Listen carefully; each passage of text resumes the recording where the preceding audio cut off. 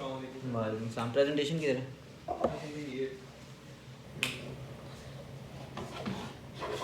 बैठ जा। फोन सब चार्जिंग पे लगा। अच्छा, तो साइलेंट पे चल रहा है। बात वही है, मैं पता नहीं क्या हो गया। और भाई मुझे पता था इधर सारों को ना जगाना पड़ता है। नहीं मैं जागा हाँ। हूँ, मैं 9 बजे का ऐसा चल बुढ़ा डाउनलोड्स।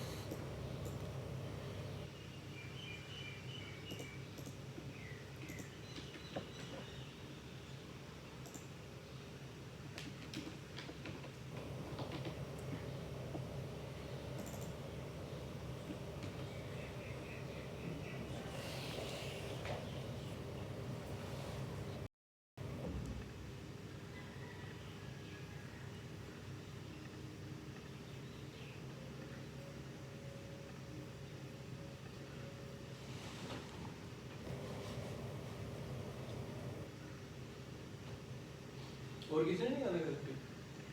आ रहे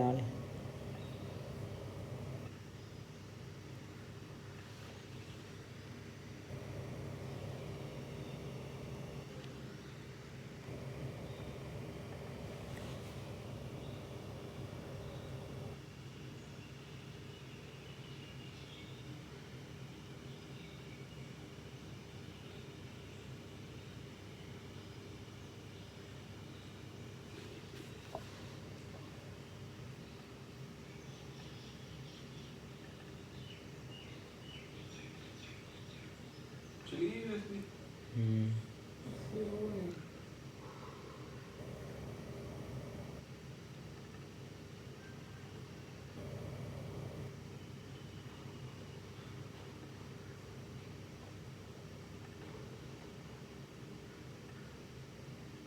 मैंने हर्डल्स में कस्टमर टाइम मैनेजमेंट भी ऐड किया था।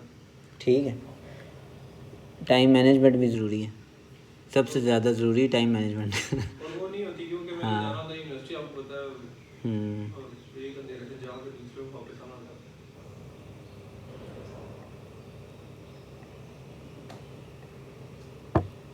Where documents.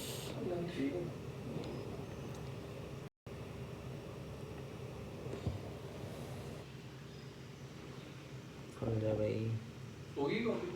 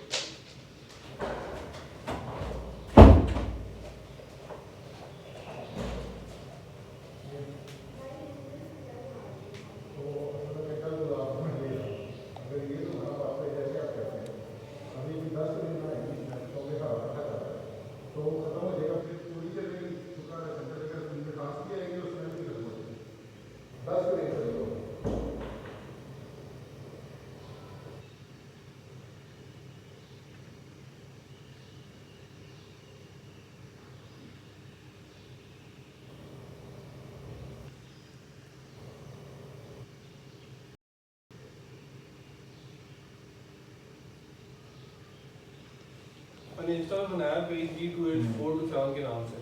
अच्छा, लेकिन अभी तक उसको अपडेट नहीं किया है। मतलब मैंने आपको बताया सीक्वेंस वाइज करो। कल रात को मैंने बनाया पेज फेसबुक का भी, वो बस अपडेट करना है उसको।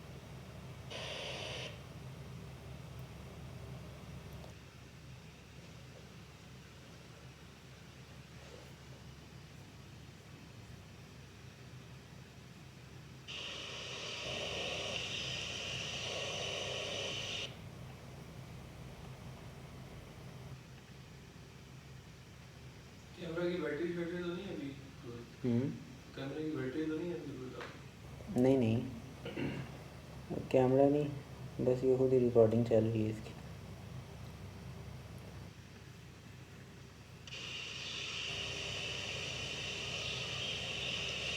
मैंने इंस्टा पे बनाया पेज G2H427 के नाम से।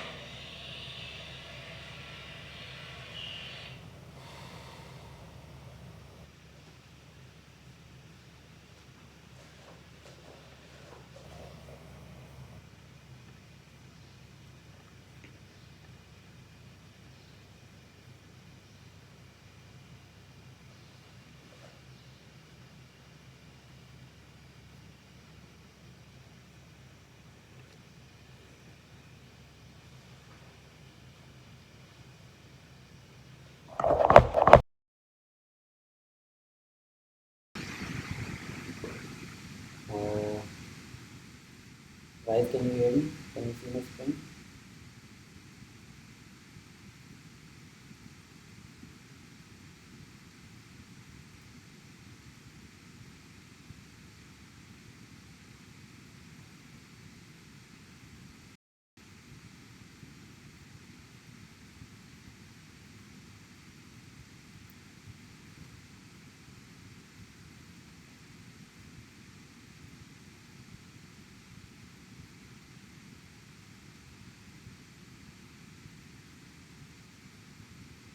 Hello, Assalamualaikum. Can you hear me?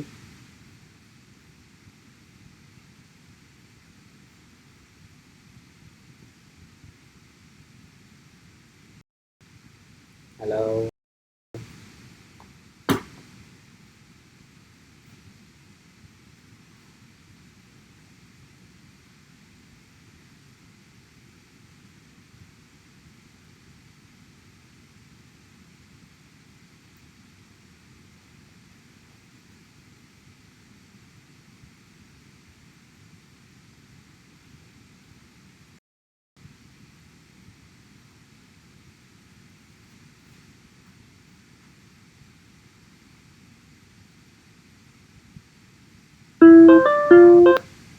Hello, Assalamualaikum. Assalamualaikum.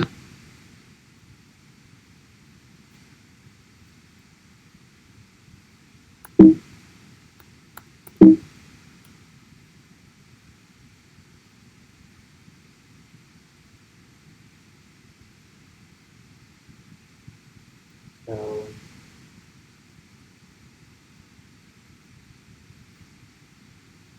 Hello.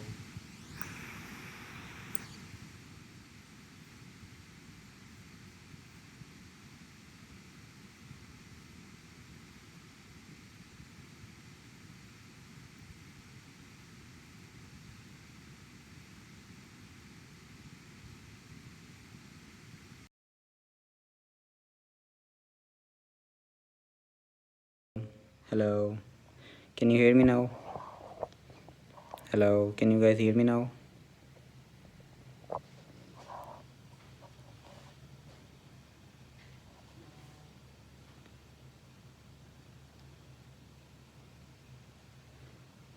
Okay. Can you hear me now? Hello. Hello.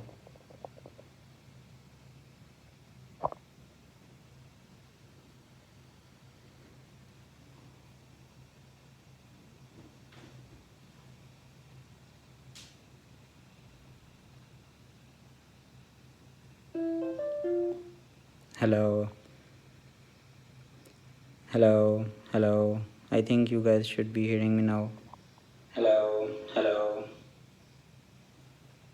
Can you guys hear me now? मुझे आप लोगों की आवाज़ नहीं आ रही।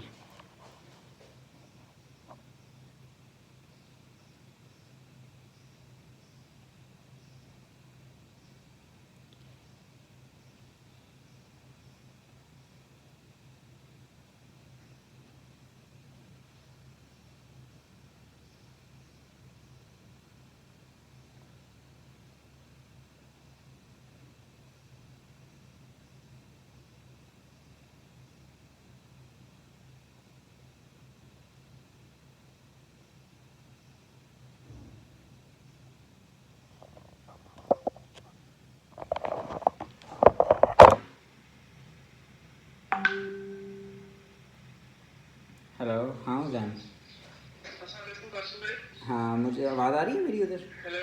हाँ हाँ कोई आपकी आवाज़ किसको भी नहीं आ रही। आप एक काम करें, मीटिंग लीव करके फिर ज्वाइन करें। ओके। आपकी आवाज़ भी हो जाएगी, सारों को आएगी भी। चल मैं करता हूँ। ओके ओके ठीक है। हाँ, okay.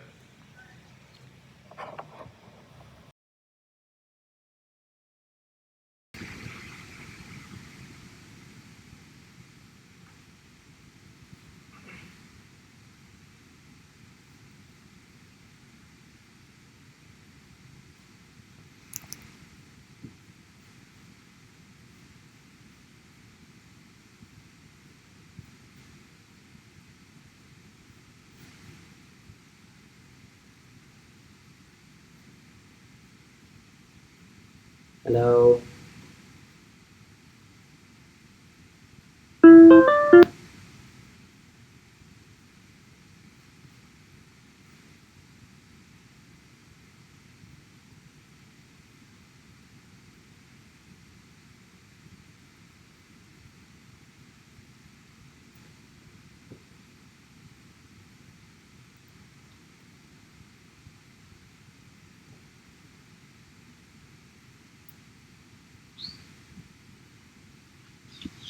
Hello.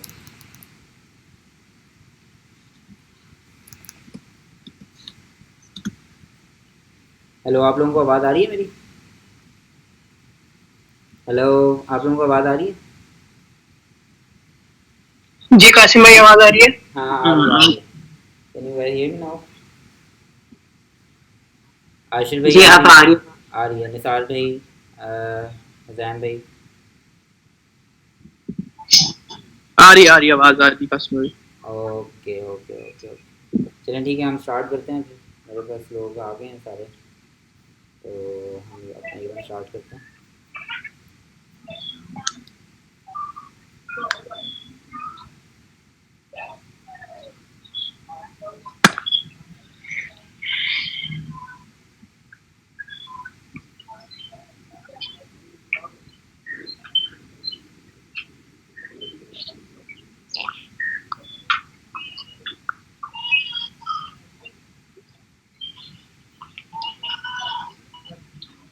Okay can you see my screen. जी नजर आ रही है। जी नजर आ रही है। मेरी ना मेरे साथ कुछ ऑडियंस में भी दोस्त बैठे हैं, तो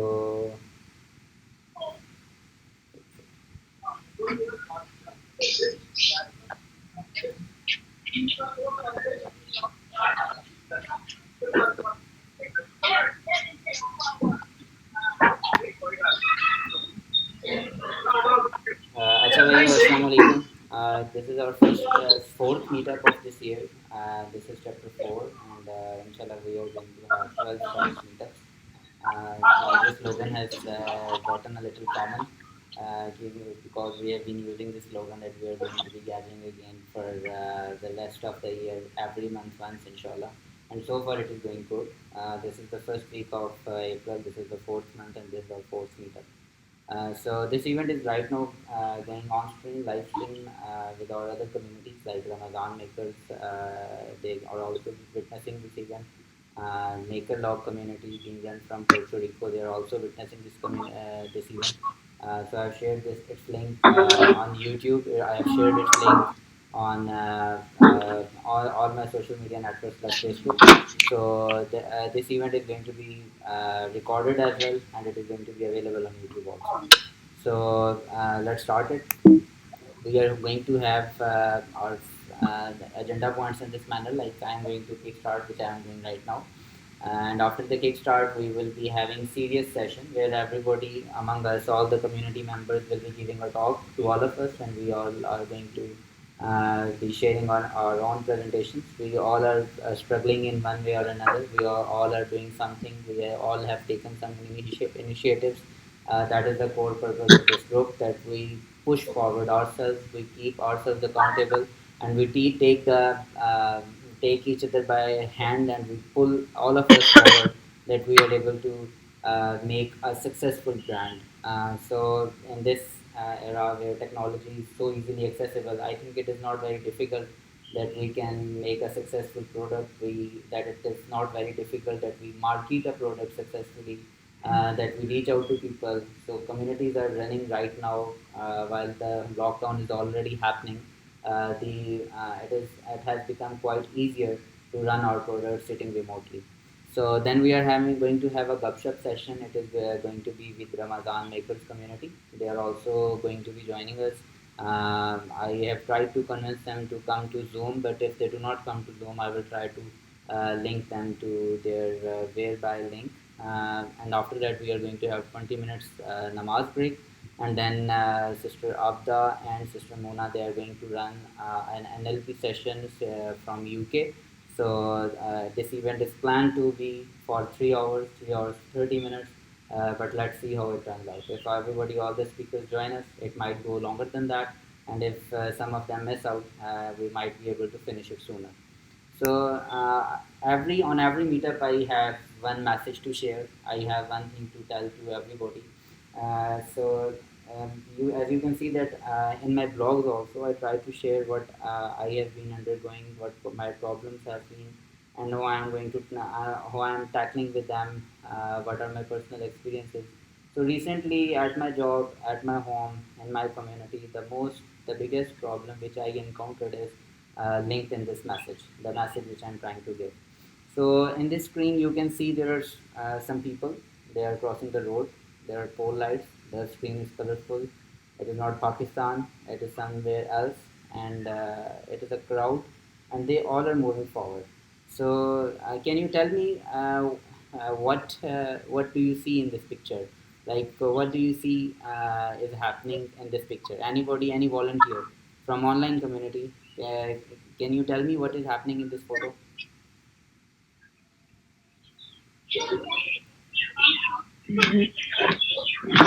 Temperature 16 degree hai, so this is a good thing. Excellent. So the temperature is more there.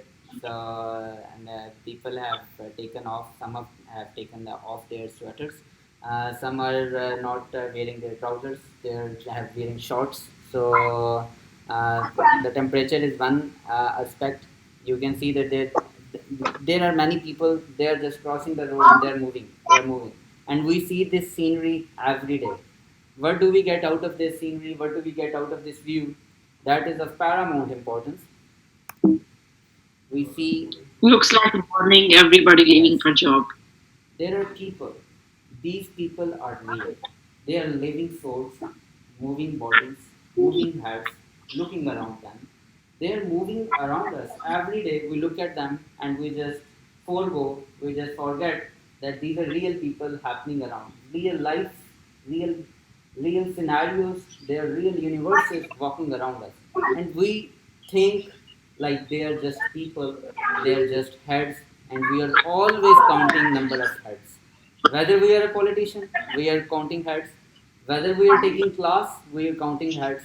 Whether we are running a meetup, we are counting heads. Whether we are running a Facebook group, a WhatsApp group, or Twitter account, we are counting heads how many people have followed us.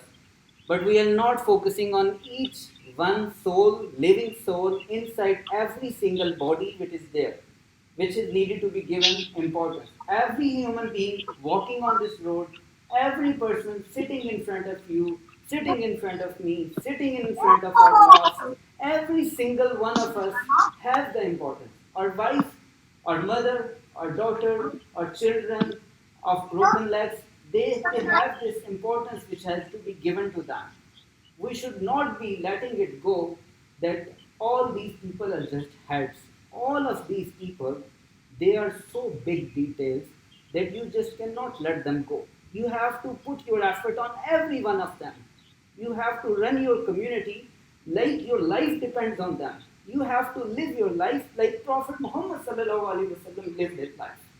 You have to make sure that you become this positive energy, that you become this spark, that you emanate it, that you throw it out of your body, you create an impact around you, just like our Prophet. He never gave up on every single person. All people in his community, whether they were 40 for 14 years, for 13 years in Makkah, every one of them had the importance. Whether he was sitting there in Medina, He had the importance. He gave every single, the richest person, Hazrat Usman, to the poorest person, Abu Dhar Ghaffari. He gave importance, due importance, to every single human being. This is the purpose of this meetup. This is why we are gathering together. This is the purpose that we all are real human beings which have to be given importance. And if we just let them go like they are just heads, we might never be a successful brand. We might never be able to promote our image. We might never be able to create a successful Pakistan, create a successful Muslim United Ummah. We might never be able to do it. We have to give importance to every human being around us. I missed one. And that is the message of today's meetup. That is the message from me that we should stop at giving up on people. We should stop at letting them go like that. We should stop at punishing them. We should stop at getting angry with them. We should stop at fighting with them. Some of them are richer than us, some of them are poorer than us. We have to push, we have to pull every single one of them. And if we are able to do that, we are a successful brand, a successful human being already.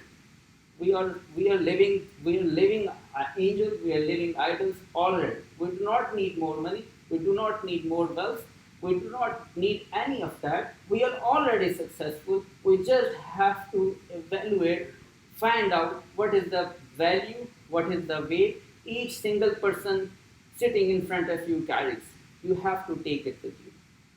So this is the message which I had to give it to you. Now, a brief overview of about how we are going to conduct this session. This is a kickstart. I have taken maybe 3 more minutes. I request everybody to try to meet the deadline. Try to finish your talk in under this time limit. And after you are able to finish this talk, then only we'll be able to give value to every single one of them. If we have given our presentation, try to sit here, try to listen to other presentation, other talkers. All of us have given all of our energies, all of our time to arranging this meetup. Try to give its due value to every single presentation. Try to be available once you are done with the presentation. Try to look forward. Try to see how the next speaker is going to give the talk. So these are different subjects. You have been seen looking at this poster for quite some time. Next, we are going to take Huzam online. Huzam, are you there, bro?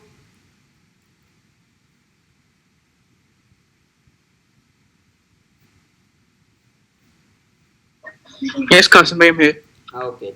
Can you share your screen? Yeah, wait. Excellent. Outside.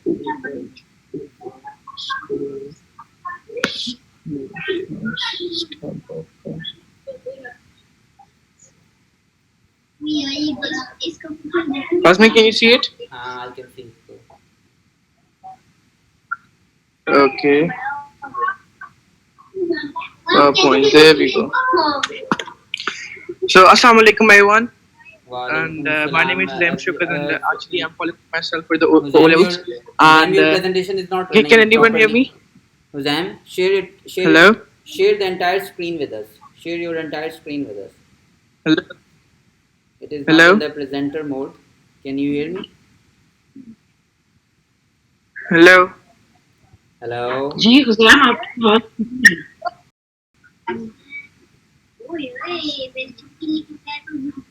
Qasmi, can you see the screen? हाँ मुझे screen नज़र आ रही है. इसको presentation mode में लेके जाओ. Try to run it in a presentation format. Slide show करो. स्लाइड शो पे ऊपर प्ले का बटन है. प्ले का बटन दबाओ. हाँ now it's fine. Now run it. Okay. Everyone can hear me, right? Yes, everybody can hear you. yes, we can hear you. Okay, Bismillah ar-Rahman ar-Rahim. Assalamu alaikum, everyone.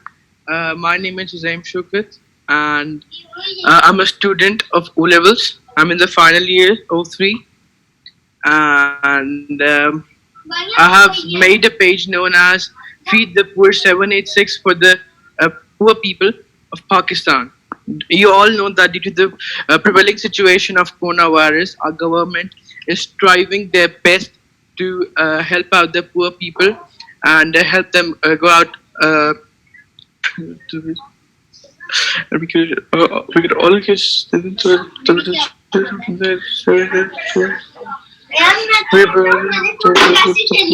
okay, so about the owner of the house people. So and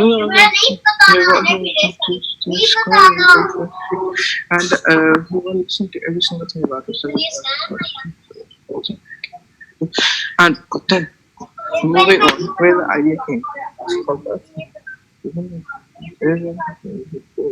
And moving on to.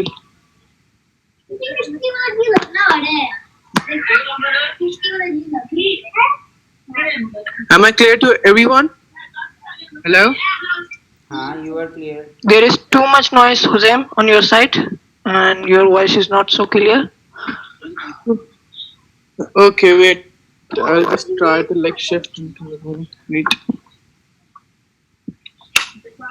Am I clear now? Yes, it's better. Hello? Okay. So moving on. Where the idea came from. I was actually called by a friend a few days ago, and he spoke to me like, yeah, I think of helping the poor. That due to the coronavirus, everyone is just packed into their homes, and no one is like, even not our government is looking after the poor. They have nothing to eat, nothing to drink, and as they are daily wages, they do not have enough money, enough food, and they have large and tons of families who are dependent on them. So I was not that enthusiastic and motivated at that time, but later on, when I started, I was highly motivated by my friend who just referred me कि यार आप मेरी उसमें आ जाओ group में, so we'll just start it.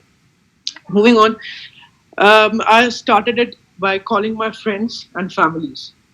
My friends and families, I was very hopeful about that. Okay, okay, I'll be helped by them, and they'll help me to like achieve a dream. That's a dream come true, all. Okay, so moving on, मैंने सोचा कि यार ठीक है, कुछ नहीं होता, हम लोग कुछ ना कुछ कर सकते हैं इसको बेहतर बनाने के लिए. But it turned out to be a disappointment. Seriously, my relatives, especially my friends, my families, everyone, they were like, अब तुम चंदा इकट्ठा करोगे लोगों के लिए, and etc etc. मतलब मुझे बहुत ज़्यादा humiliation. I faced a lot of humiliation, and I was highly discouraged by them. Then I called a cousin Qasim bhai who just arranged this meetup. कोई तारीफ नहीं करा मैं उनकी, but then he told me कि नहीं यार कुछ नहीं होता, आप ये आप अल्लाह के लिए करो, उन गरीबों के लिए करो. तो just move on. लोग ऐसे कहते रहते हैं, and जो बहुत अच्छी बात मुझे उनकी लगी वो ये था कि if it was that easy to run an organization or get the donations for the poor, then every single person in Pakistan or every single person in the world is doing this. अगर इतना easy होता ये तो मैंने I thought that okay, तो फिर मैंने फिर से अपने दोस्तों को कॉल की. Qasim bhai gave me his friend's number. I called them, but seriously, I was highly humiliated. I was discouraged, and Qasim bhai really gave me the courage कि नहीं कुछ नहीं होता, करो कुछ नहीं होता, करो कुछ नहीं होता, करो. You have to like work laboriously in order to like get everything done. 20 से 11:30 तक 10 मिनट की. What have I accomplished right now? हाँ तो डेटा है ना मेरे पास 500 MB. पप्पा के पास होगा थोड़ा, मैं आपके पास होगा, कर लेंगे जैसे भी करके. हाँ. Sorry? Am I clear to everyone? हाँ. You're most welcome. अच्छा वैम, हमारे पास ना अभी Yep. इसके बाद नेक्स्ट स्पीकर है, तो फिर हम उसके बाद Sorry? ठीक है. Sorry? मैं कह रहा हूँ नेक्स्ट स्पीकर से हम टॉक कर रहे हैं, बस फिर उसके बाद आपसे क्वेश्चन पूछते हैं जैसे जैसे क्वेश्चन होते हैं. ठीक है. Okay. ठीक है. पूरा No issues. इवेंट आपने सुनना है, कंप्लीट इवेंट सुन के फिर जाना है. ओके. जवाब bro, you there?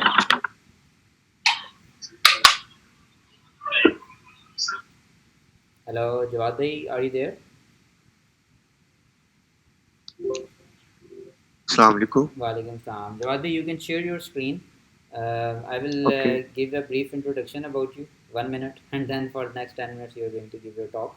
So Jawad Bhai is here with us for past three meetups. He was there in chapter one, chapter two, chapter three. He is a regular member of this group. He is right now doing his bachelor's, and he is doing some additional courses on programming, living in Islamabad, and he has recently won a scholarship, I think also. So Jawad Bhai, stage is yours, bro. Share your screen. Once you share your screen, you can give your talk. Okay मेरी आवाज सही आ रही है सबको हाँ, it's fine. Yes, we can hear you, Jawad bhai. ये slide नजर आ रही है हाँ, slide नजर आ रही है. Yes. ठीक है अस्सलाम वालेकुम बिस्मिल्लाहिर्रहमानिर्रहीम My name is Jawad Ahmed Ansari and today the topic of my speech is Internet of Things. The contents I will be covering in this topic are what is IoT, why we need IoT, what are the pros, what are the cons, and finally the conclusion. Moving towards its introduction, basically IoT is an Internet of Things, which is the system of interrelated computer devices, mechanical and digital machines, objects, animals, or people that are provided with unique identifiers and the ability to transfer data over a network without requiring human to human or human to computer interaction. So basically, it's a system of network and our smart devices that are interconnected by the help of human beings, which are automated automatically, and we don't need to instruct every time. Okay, why we need IoT? What is the purpose of IoT? IoT wants to connect all potential objects to interact each other on the internet to provide secure, comfort life for human. Nowadays, we are getting smart devices, multiple kinds of devices. Like we are having a dishwasher, we are having home automation devices, we are having security systems that are interconnected with our network and are automated through our internet. Okay, we don't need to monitor it every time, and we don't need to give instructions it every time. We just need to program it one time, and it will run every time according to our programming. Okay, so Internet of Things make our world as possible as connected together. Nowadays, we almost have internet infrastructure wherever, and we can use it whenever. So this is one of its benefits that IoT can be implemented anywhere. So because of this is that because we have internet everywhere, we don't have the क्या कहते हैं, we have internet everywhere, so we can easily implement IoT in our homes, in our offices, in our businesses, in anywhere you can imagine. This is a small example I have taken for my presentation. Is that if there is a smart band, okay, there is a rate pulse sensor in it. There is a temperature sensor. I think slide is not clear to everyone. Slide is clear. Slide is clear. Okay. There is this pulse rate sensor, temperature sensor, and this is the module which is embedded in this smart band. And with the help of app, I am controlling my temperature, my pulse rates with the help of this app. This app stores my data and it is connected through internet with the app, and it receives data, and it continuously monitors my health. Okay, this is a small example of IoT based application device. Okay, so what are the pros of this IoT? There is you can access information anywhere, you can communicate easily. The IoT is cost effective, you don't have to pay huge chunks of money. Automation is highly automation is the benefit of IoT. You can have full privacy and security, but along these pros we have cons also. The cons are not so not so serious. The cons are over dependency on technology. We are getting highly dependent on technology day by day.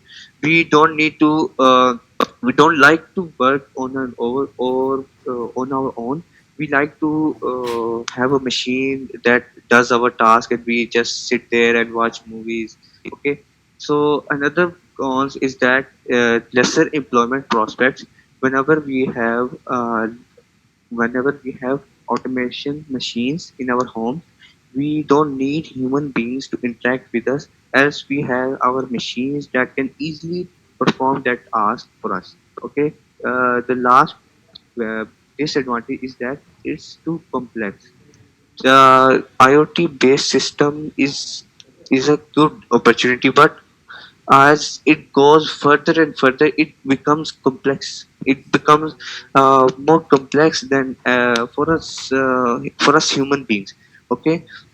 So along these advantages and disadvantages, I would like to conclude my presentation uh, that the future of IoT is virtually unlimited due to advances in technology and consumers desire to integrate devices such as smartphones with household machines. You can integrate your IoT concept with all the machines you have, all the devices you have, any device you can imagine of. Wi-Fi has made it possible to connect people and machines on land, in the air, and at sea. Okay, the Wi-Fi is a technology that has made possible for us that we can implement IoT in every sector of our life, in every place we can imagine of. Okay, so one thing that you must have been wondering that why I'm delivering this presentation to you. So basically, I am uh, currently enrolled in IoT course, which was offered by Kamyab Jawan under the Prime Minister initiative.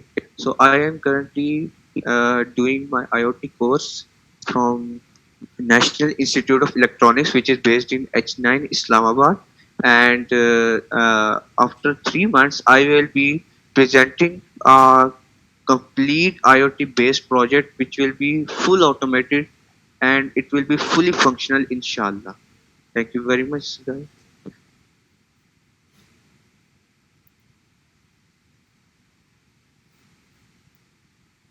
Okay, thank you very much, Jawad bhai.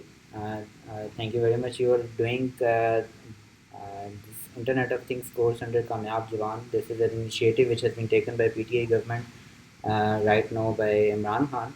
And there are a number of people who are already taking benefit out of it, and these people are basically investments of this government, and they are going to bear fruits in like 1 year, 2 years maybe. So these same people are going to bring that change which everybody is expecting right now. We just will have to wait for next few months, and then inshallah it is going to turn out into a bigger and brighter Pakistan for everybody. Okay, thank you very much, Jawad bhai. We are giving 10 minutes to all the speakers, so I'm trying to uh, ask questions only when we be having time. But now that we are surpassing our time limit of our talk, we cannot take a question answer session to every speaker. But after the talks are over, we will be taking all these speakers online, and we can be sharing our questions, our thoughts with each other. So Ashir bhai, can you hear me now? Yes, I can hear you, Kasim bhai. Okay, Ashir bhai, you will have to switch on your video camera also. Share your screen, and stage is yours, brother. Okay, Okay. so let me share the screen first. So can you see my screen now? Yes, I can see it.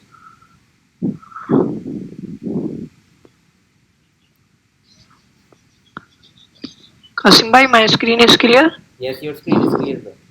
Yes, it's visible. Okay, so Your hello, camera is assalamu not turned alaikum on. to everyone. This is Tech Shack meetup number 4, open mic morning. Ashir bhai, And your camera is not open. We cannot see your face. You will have to share okay, your camera also. okay. Let me share the video. Okay, video settings.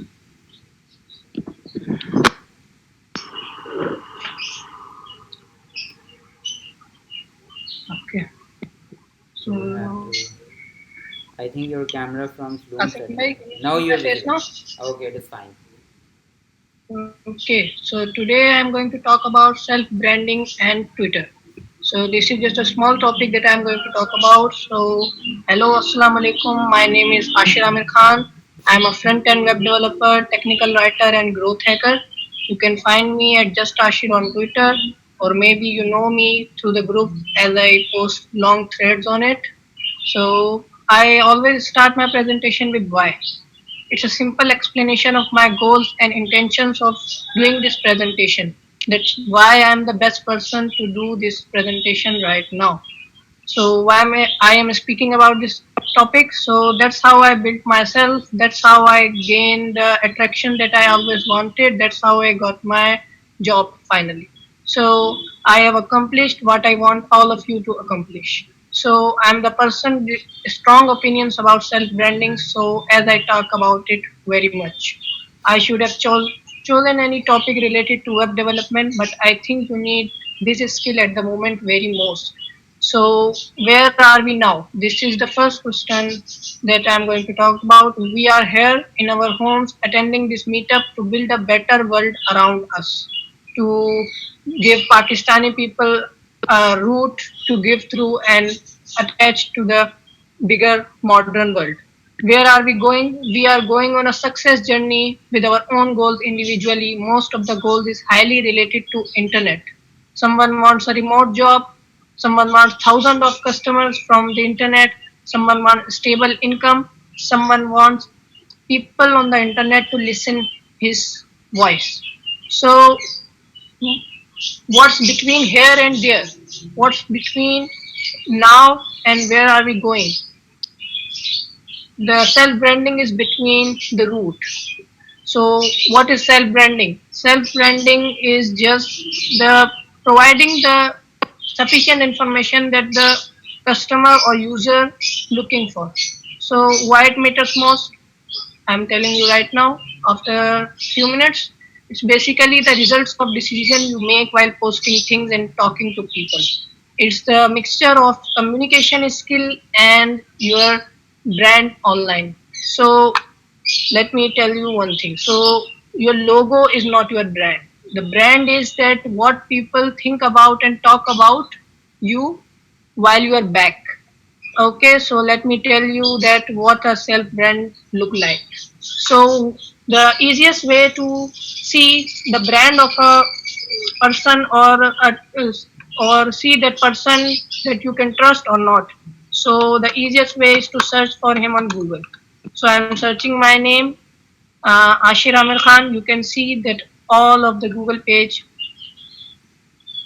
all of my pictures are here. So this means 90% of the people trust the person which has the proper presence on the Google.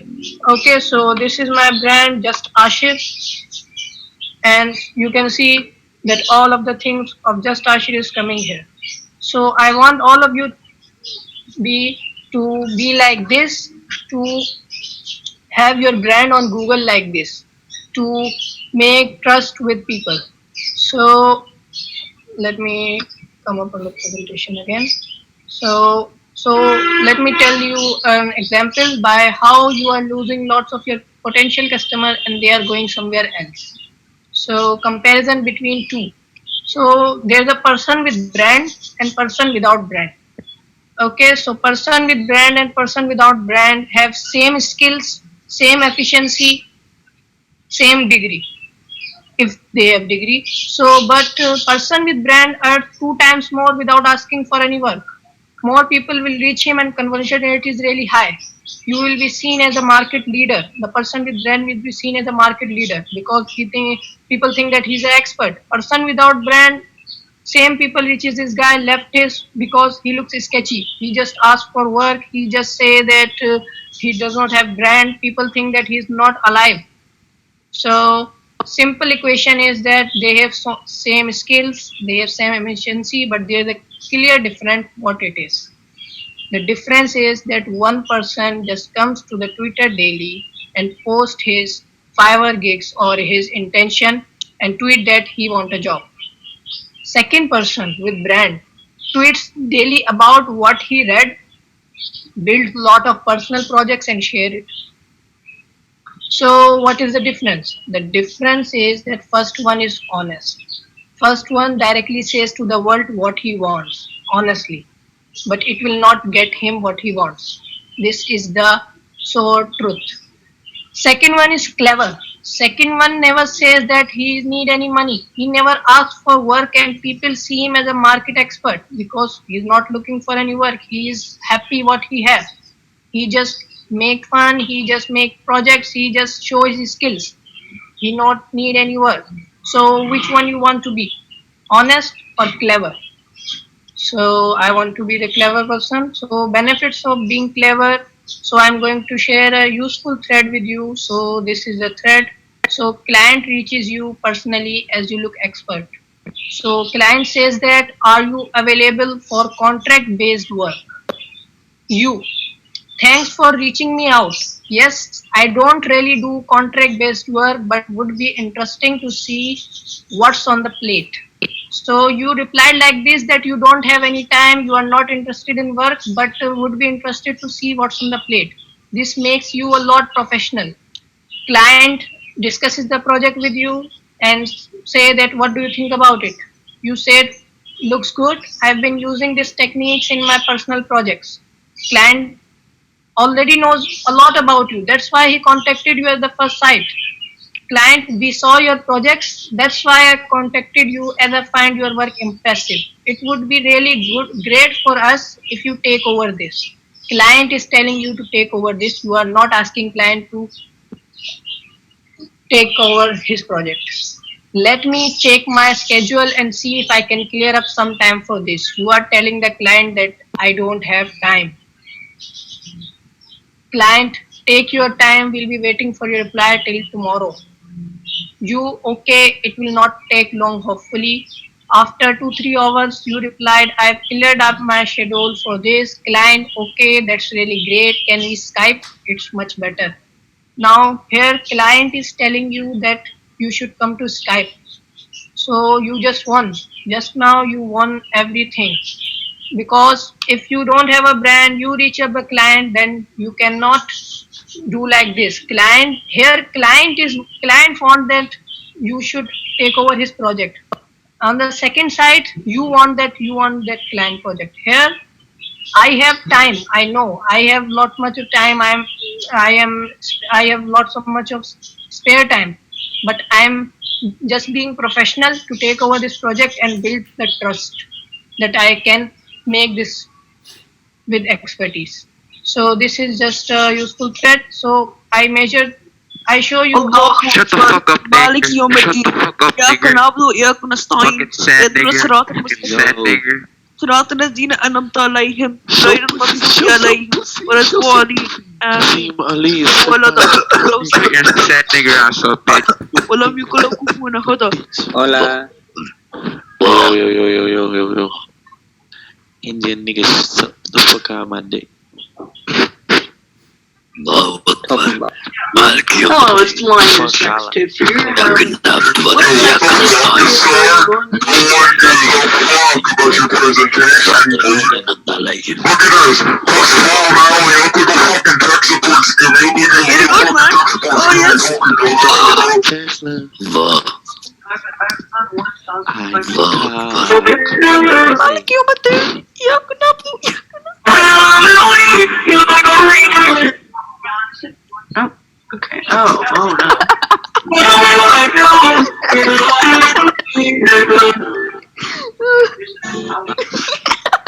Straight up. What the fuck? Oh. The suck of my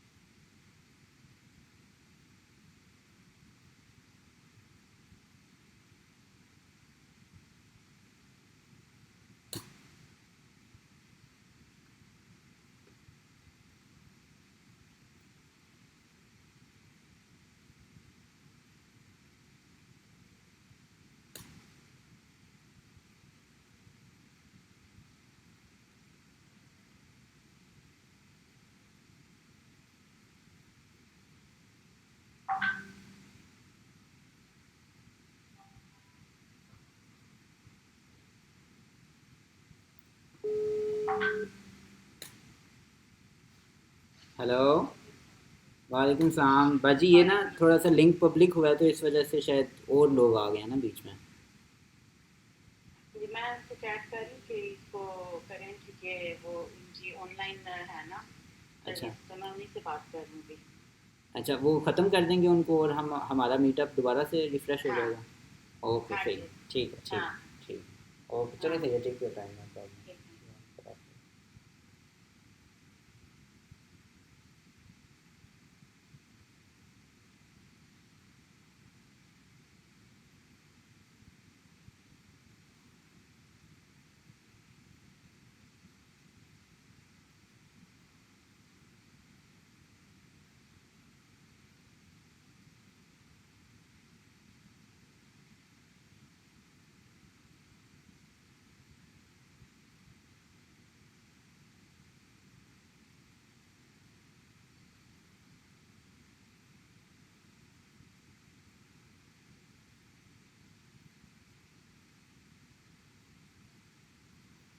It's bugging.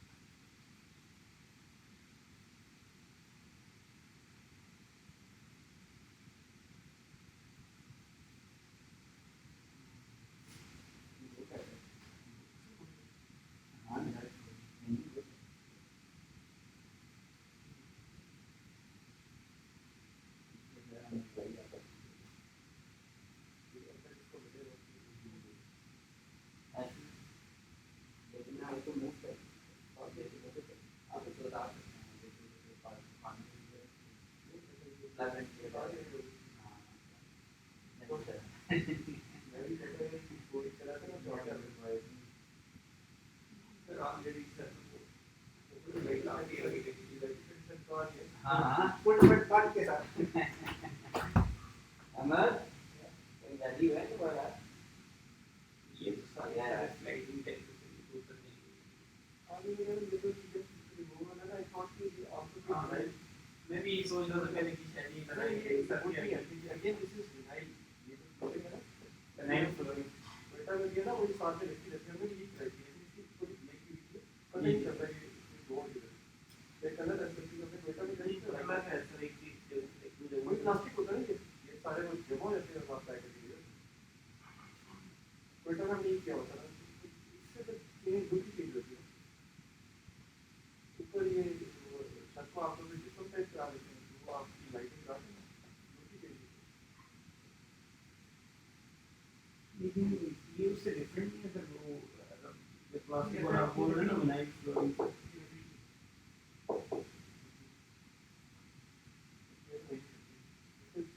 ये जो एक उसमें vinyl flooring ना leather के होते हैं ना, समझ बहुत होते हैं ये प्लास्टिक दूसरे जो मेटल जैसे कि दूसरे स्लाइड ऑफ फिट होता है वो गवर्नमेंट से लगाएगी, जिसमें जो पड़ेगा 30,000 और जिंदगी किसी भी खाते हैं क्लिप्स करके अंदर करते रहते हैं।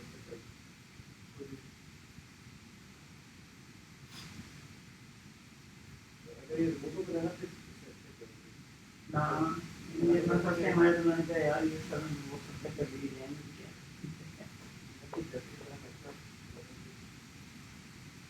लेकिन कर देना चाहिए क्योंकि इस घर में आया ना मुझे बड़ा अच्छा फील लगा तो चलो अच्छा मतलब उतना भी अच्छा नहीं लेकिन ये दो दीवारें की तरह अच्छी प्यार बना दी जिससे ये तो अच्छी बना दी फिर बोला और फिर उसको प्यार ऐसी है तो अब जैसे आप कर देना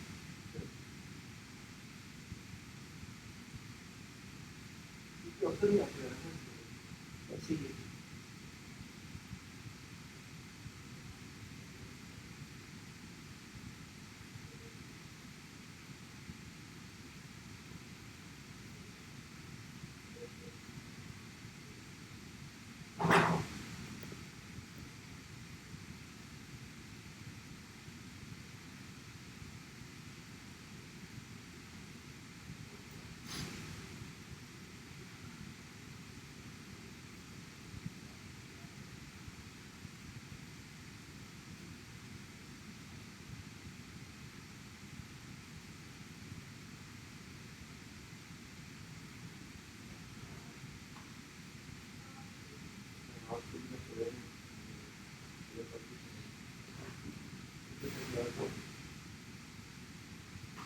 4 or 5 stars.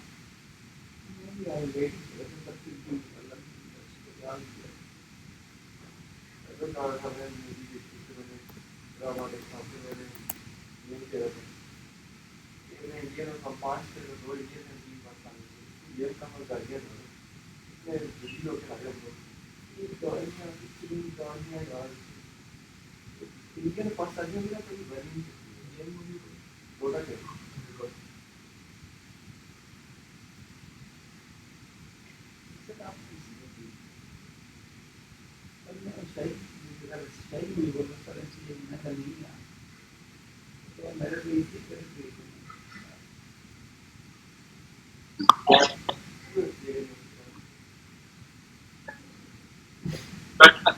नहीं बोल रही. हमको पता नहीं ये वो यूट्यूब के आसपास पहचाने ये चल रही है मैंने कर दिया. ये तो ये पता है क्या ये 99% है. तो मैं तो वैसे 100% लिखूंगा लेकिन वो 1% प्रोबेबिलिटी मैंने जिसकी भी बता दी जब पीपल आर स्टोरेज है ऐसे करते हैं.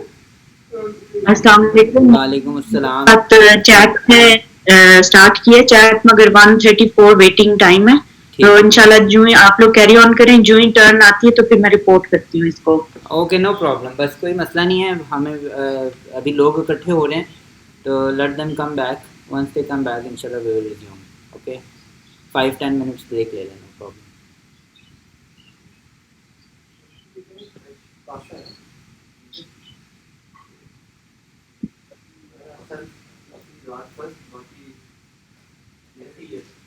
कौन सी एप्लीकेशन खराब वाले नहीं खराब है तो यूनियन हो गई खराब से हो गई है.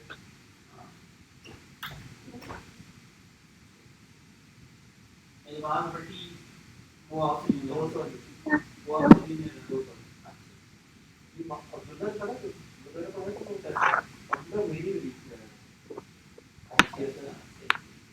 मैं बहुत अच्छा अब्दुल्ला को प्रिपेयर करती जाती है. मास्टर भी ठीक है लेकिन अब्दुल्ला जो है सबसे बेस्ट वाला वो अब्दुल्ला वो डिसेंट सोबर से ग्रुप मार सकते हैं.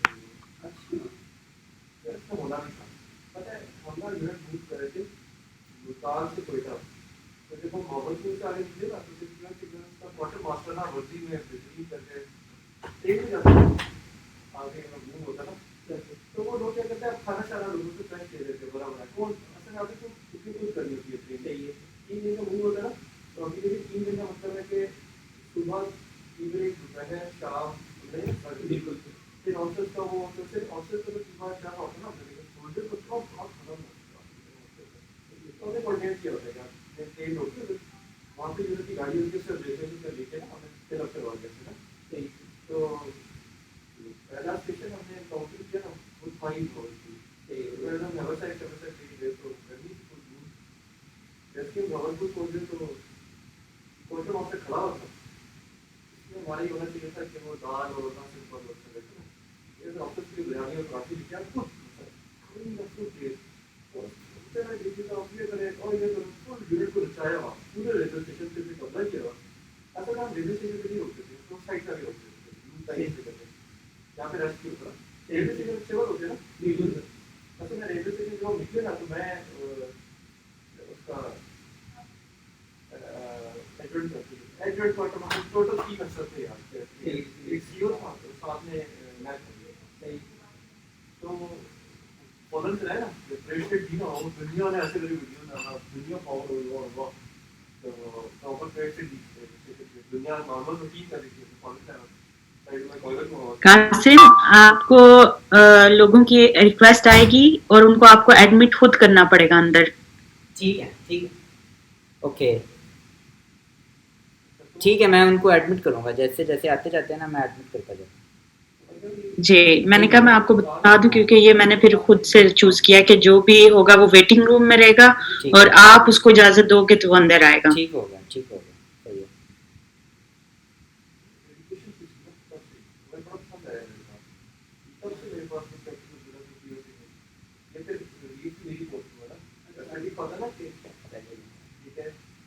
Captain Abdullah captain the relief of various weak areas thereby relieving. वो ठीक है तो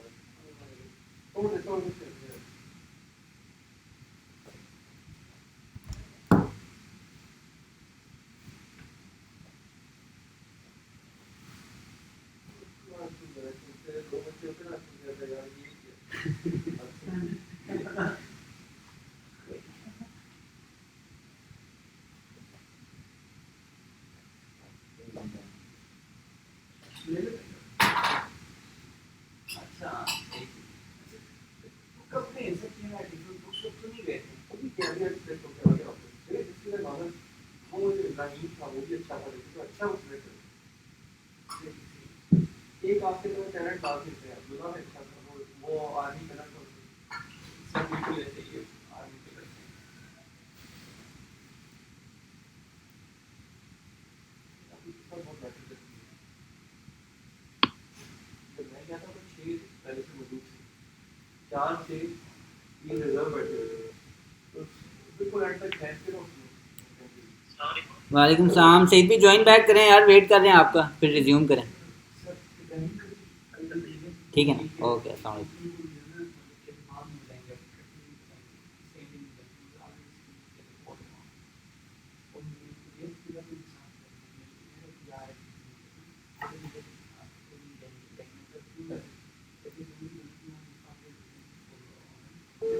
सिलेक्ट होगी साइड रख सकते हैं अगर वैकेंसी अभी मैं क्या होता है कि परिस्थिति हो गई है अभी जो भी जगह को मर्जी करने में पागल होने का ना से बिल्कुल ऐसे ही होता है आगे कोई कुछ चीज बस ये तो कब करता है फिर क्या हो रही है एक्सेप्ट के बाद सिग्नल का आईडी नहीं करा मैं सिग्नल की रिप्रेजेंटेशन आईडी नॉर्मल और रिस्पेक्ट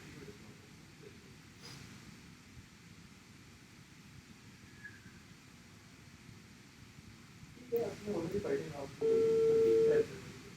लेकिन अब वो लोग पढ़े लिखे हैं ये चीज़ें हम बता दिया तो वो सिलेक्ट किया किसी को थोड़े नौ को सबसे दुकान है ठीक है अभी आप लोग देखे हुए जाओगे तो काम मैंने तो दोनों देखे मैंने किसी से मेरा भाई को काम था और मेरी क्लास में मेरे भाई के लेकर मानसिक प्रॉब्लम है तो आपको पता है वो तो पहले गवर्नमेंट का बलून हो गया फिर वो होता ना क्या कहते हैं क्या माने में है कि कलर की दो भी छुट्टी करता ना उसके बाद ना मतलब उसको वाला ये सब होटल का फोन है कोई जब किसी का तो टाइम मैंने तो मुझे फीलिंग आती है यार अभी तो तब से मैं देख वो दूसरी टाइप का होती थी ना जैसे जो मैं भी आया मैं इसके लिए कर रहा बच्चे में बैठे रहते सबको शांति दे करते अभी उसकी कब आया थी वो कभी नहीं आया अभी उसकी ना मैंने छापा गया थे तो मेरे सामने छापा गया थे ये देखा ना उससे भी कम होगा तो ऐसा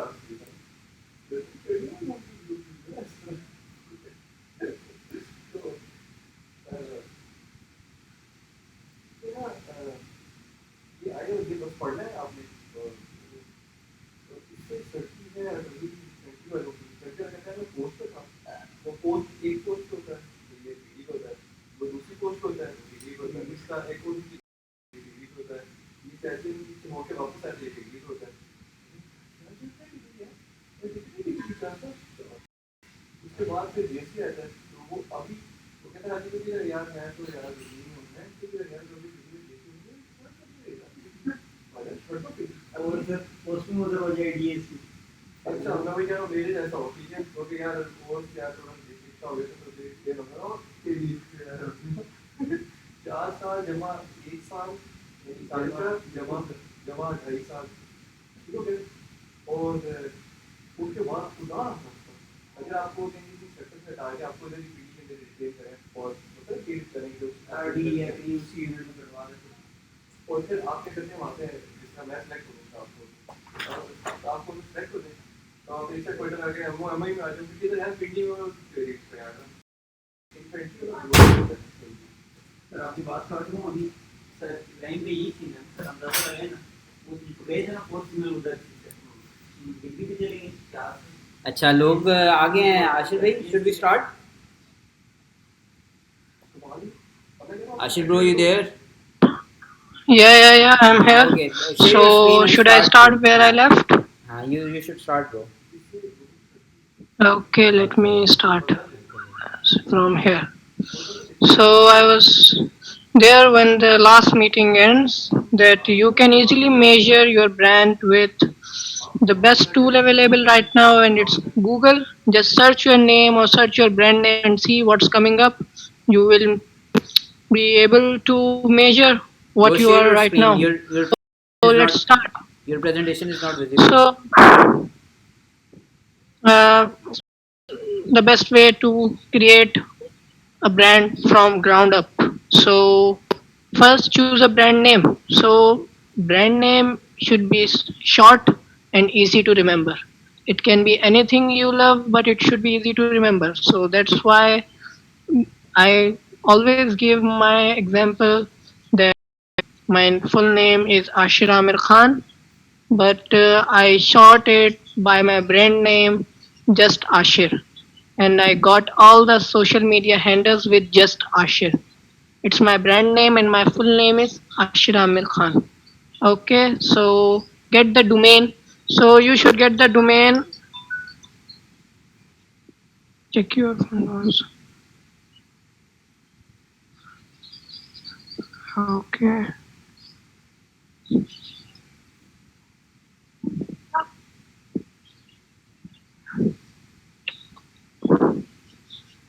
Yes, Kasim bhai.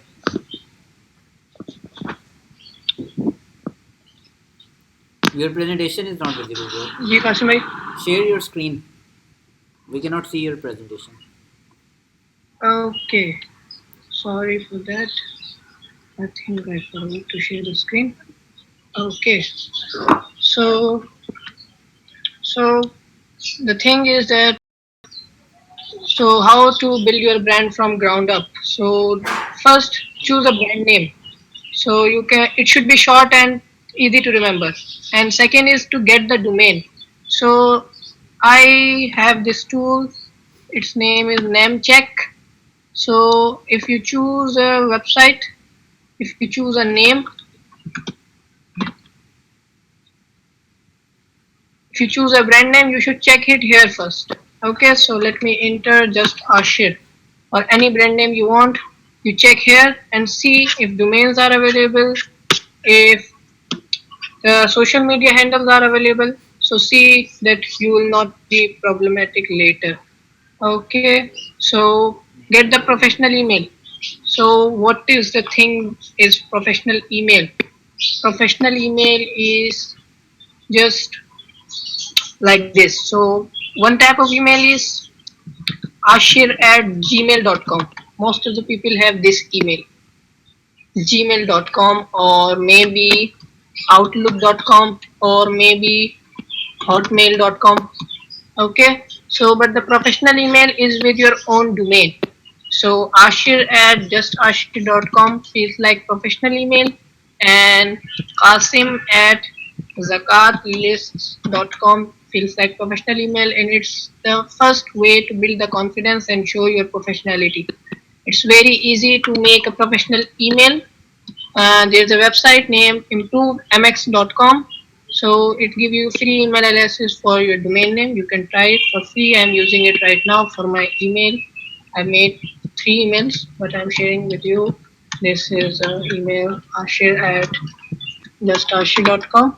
Okay, I made this email. With it, it's easy to configure. Okay, and the fourth thing is the blog. Blog is the easiest way to tell the world what you are doing right now, what you are doing, what is your future, and what are your goals, and is really efficient for any brand. So how much to spend? So you will get the domain for $12 to $15. Email is free, just that I tell you. Speakers are not connected with the Zoom. Sorry? Your speakers are not connected with Zoom, I think. They cannot hear your voice. The voice and the video. You can't hear the voice on the video? No. Oh. So, okay, so I'll then talk Okay, here. we will have to talk. So, No problem. We have rehearsed it. It's fine, bro. Just go ahead with the talk. Mute हुआ है? ये Your नहीं वो नहीं अच्छा निसार भाई you can give the talk bro. Okay. Hi everyone, my name is Syed Israr Hassan Naqvi. I'm a 19-year-old front-end web developer from Lahore, Pakistan. And Nisar.dev is my little corner of the internet where I share my work and do writings sometimes. So you can find them on my blog. And in the next 10 minutes or so, I'll be talking to you about frictionless open source contributions. So let's get into it. So I would like to start off by telling what open source is. So open source software is software with source code that anyone can view, change, and enhance. So the opposite of open source is proprietary software. So you can't make modifications, neither can you view the source code for proprietary software. And example of open source software are Linux, WordPress, VLC, MySQL, and most of the popular programming languages out there are also open source. And open source is everywhere. And these are some links where you can find out more about open source. So next up, I would like to talk about what makes open source stand out. So an open source project is created and maintained by an army of developers. And they are people from highly competing tech companies. And sometimes they are unpaid volunteers from all over the world. And they come together and work collaboratively on open source projects.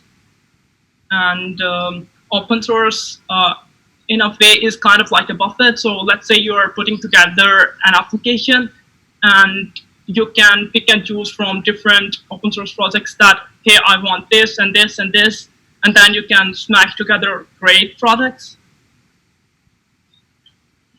So next up, I would like to talk about why you should consider contributing to open source. So the most important thing is that open source has made the world better. And there are other benefits of contributing to open source as well, like open source contributions can serve as a portfolio for you, and they can help greatly if you are someone who is looking for a job. And you definitely learn a lot by working on open source. So contributing to open source can be intimidating. To prove this, I would like to show you a real world example.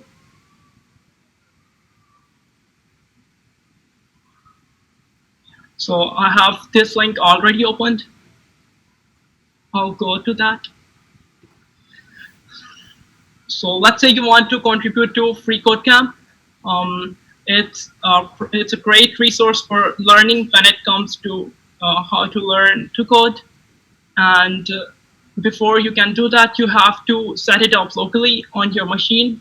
So first you have to fork the repository, and then you have to prepare the development environment. Like you have to make sure that you have Git installed, and then you have to make sure that you have a code editor or an IDE installed. Then you have to clone it, and cloning can take a lot of time because FreeCodeCamp is a huge project, and it can be painful if you are someone on a slow internet connection. And then you have to install the prerequisites. So like you have to make sure that you have Node installed, and then npm, and then make sure that these are in the correct version. And then you have to set up environment variables. Then you have to set up and configure the database. And this is a lot of stuff. Like it can take a lot of time, and it can be painful if you are someone who is a beginner and is just starting out. So let's imagine for a moment, what if something save us from all of this? Like imagine having a button, like you press a button and all of this stuff is automated, and by pressing a button you get a ready to code workspace where you can just start contributing without ever taking care of setting things up. Well, we are in luck that Gitpod.io exists. Um, so I have it already opened in the browser. So Gitpod is an online IDE that launches ready-to-code development environments for any GitHub or GitLab projects. So there are multiple ways we can get started.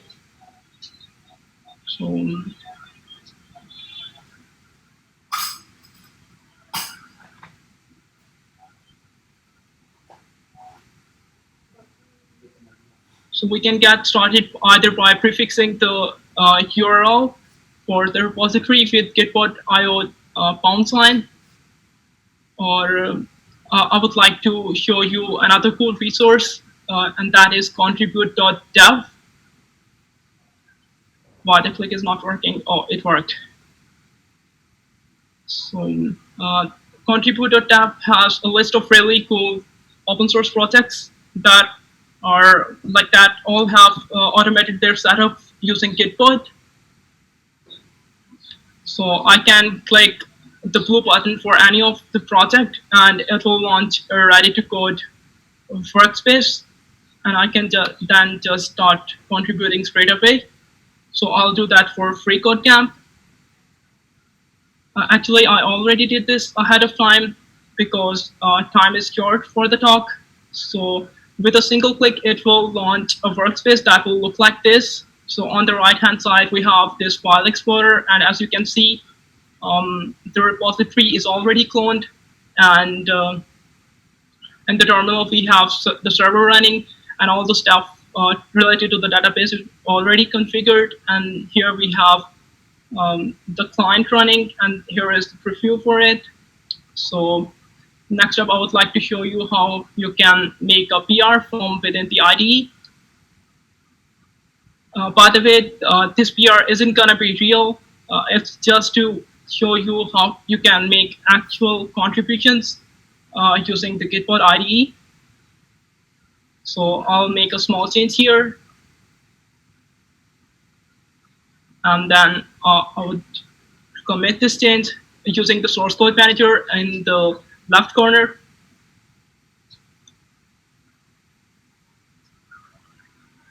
I'll type in my commit message.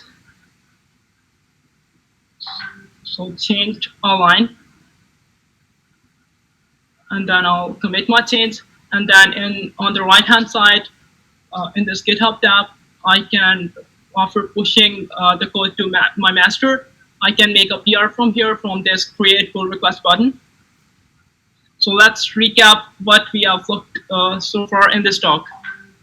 So we started off by looking at what open source is and how the army of contributors makes it stand out, and reasons why you should contribute to open source. And then we looked at a real example of how setups can be intimidating for open source projects. And then we looked at how Gitpod simplifies code contributions. And then we looked at contribute.dev. And then afterwards, finally, we looked at how we can make a PR with Gitpod. And that's it. So if you have got any questions or like have any queries, you can reach out to me after the talk, or at Nisar Hassan 12 is my Twitter handle. You can also ask questions there. And thank you for your time. And that's it. Thank you. Thank you so much, Nisar brother. Nisar bhai, you are from Lahore, and you have been developing for how long? For how long you are working on web designing and development? I'm working for like, I think I started 4 years ago. Okay. When I was in high school. Okay. By learning HTML and a bit of Linux. Okay. Fine. And what is your project in progress right now? What content you are making right now these days? Sorry, can you repeat your question because I can't hear you clearly? Is there any project in progress in yourself, what do you planning to do in next 1 month? Because I want that we share progress as well, and every month we tell us what we Yeah, have done in 1 month. yeah. So, I'm working at some open source projects. Like the job I do, most Okay. of my work is open source. Okay. So I'm trying to make some contributions. I'm trying to manage my time and better manage myself because I procrastinate a lot and not a good person when it comes to managing time. So I'm trying to learn that. Okay. It is By the way, perfectly this fine, is not brother. related to We are unable web to. development. Yes, we are unable to keep you on board because you are not here in our WhatsApp group. That is why I wanted to let everybody else know that you are continually in direct communication with me on Twitter, and you have been telling me how you are going to give your talk, and you have rehearsed yesterday also. So it is not WhatsApp, it is not Twitter, it is only the person sitting behind your laptop which matters, isn't it, brother? um, yes, sure. Yes. Sorry, I missed your question. Maybe Bro, because my yes, internet we is are bad. okay. No problem. So we are going to take all of you online once a month, every month, inshallah, and we will be sharing our progress, what we have done in past 1 month, so that we can find the inspiration and motivation to keep moving forward. Okay. Okay, yeah, thank Okay. you. So thank you very much, Nisar I would bro. like to share. Yeah, go on. Yes. Thank you very much. Do you have anything else to share?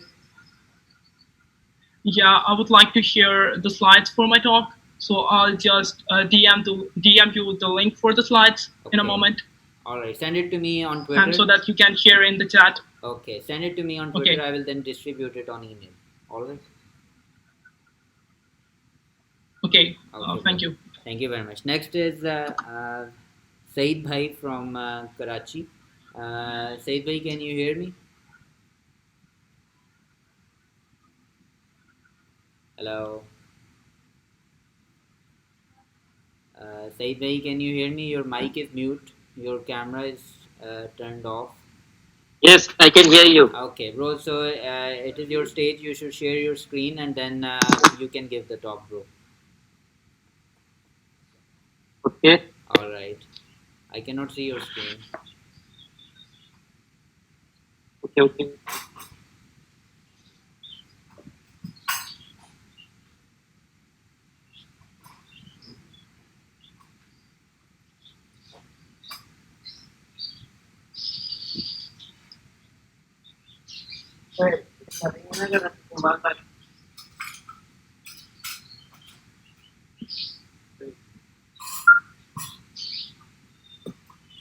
Okay, Saeed Bhai, your camera is on, but your screen.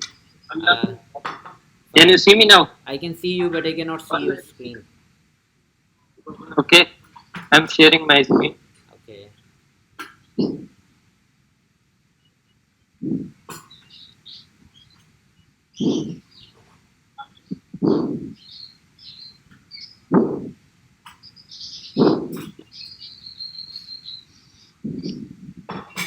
Yes, everything is fine now.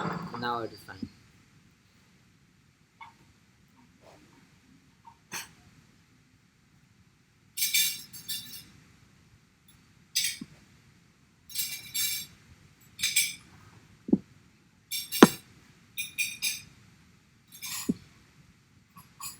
So, my name is Saeed Ahmed. Today we will be talking about why everyone should learn React.js. So, basically, I'm discussing reasons to explore the awesome web library. So, let's do it. First of all, a bit of my introduction. I'm Saeed Ahmed. I'm a software engineer, open source contributor, and writer. So I'm present at different social media networks. I write on Medium and I write on dev.to and other platforms as well. So let's start discussing React.js. So first of all, let's talk about what is React.js. So React.js is basically a JavaScript library for building user interfaces. It's based on JavaScript and you can say it's a framework of JavaScript to use to build amazing UIs. So let's discuss that what was the need of React.js? Why did React.js emerge and why did Facebook, the company behind React.js, decided to make such a library? So as we all know that front-end started becoming complex after the as the front-end started to be more complex. Some times ago we had all the logic on backend, but then afterwards things web applications started becoming complex. So more logic started to be on the front end. So that's why the front end started becoming complex, and there were a lot of API calls, and uh, the developers who had to manage all the things on their own on the front end. So that was the foremost need of emergence of React.js. Another thing was that when front end started becoming complex, there were more DOM interactions, more DOM operations, and it's a well-known thing in the developer community that DOM operations are very heavy and very intensive as well. So these were the two main reasons behind the need of React.js. So problem was basically that we know as developers we know that very difficult to manage complex UIs. So there are basically two things in the UI. One is the state of UI, and other is actually the UI itself. So when we call any API, it gives us some kind of data behind. So that data is managed with the state in the life cycle of a component, or you can say inside a component. So that's the main problem that when we had a lot of we started getting a lot of interaction on the front end. So it was very difficult for developers to manage the UI in sync with the state. So that was the main problem. So let's discuss how does React.js solve these problems. So React.js started with the concept of virtual DOM. What is virtual DOM? It's a fake DOM which React.js actually uses to calculate the difference between actual DOM and the virtual DOM. Then React.js only updates that part of DOM which is updated. It doesn't update all the whole page, or you can say whole component. It only updates that part of the DOM which has been updated by the API call or any other interaction by user. And another thing is that presentationally, when we talk about presentational things, React gives us component visibility. So we can easily manage all our web application in a component based thing. So components are easy to manage and easy to reason for. So these are the two things that React.js uses to solve the problem of complex UI.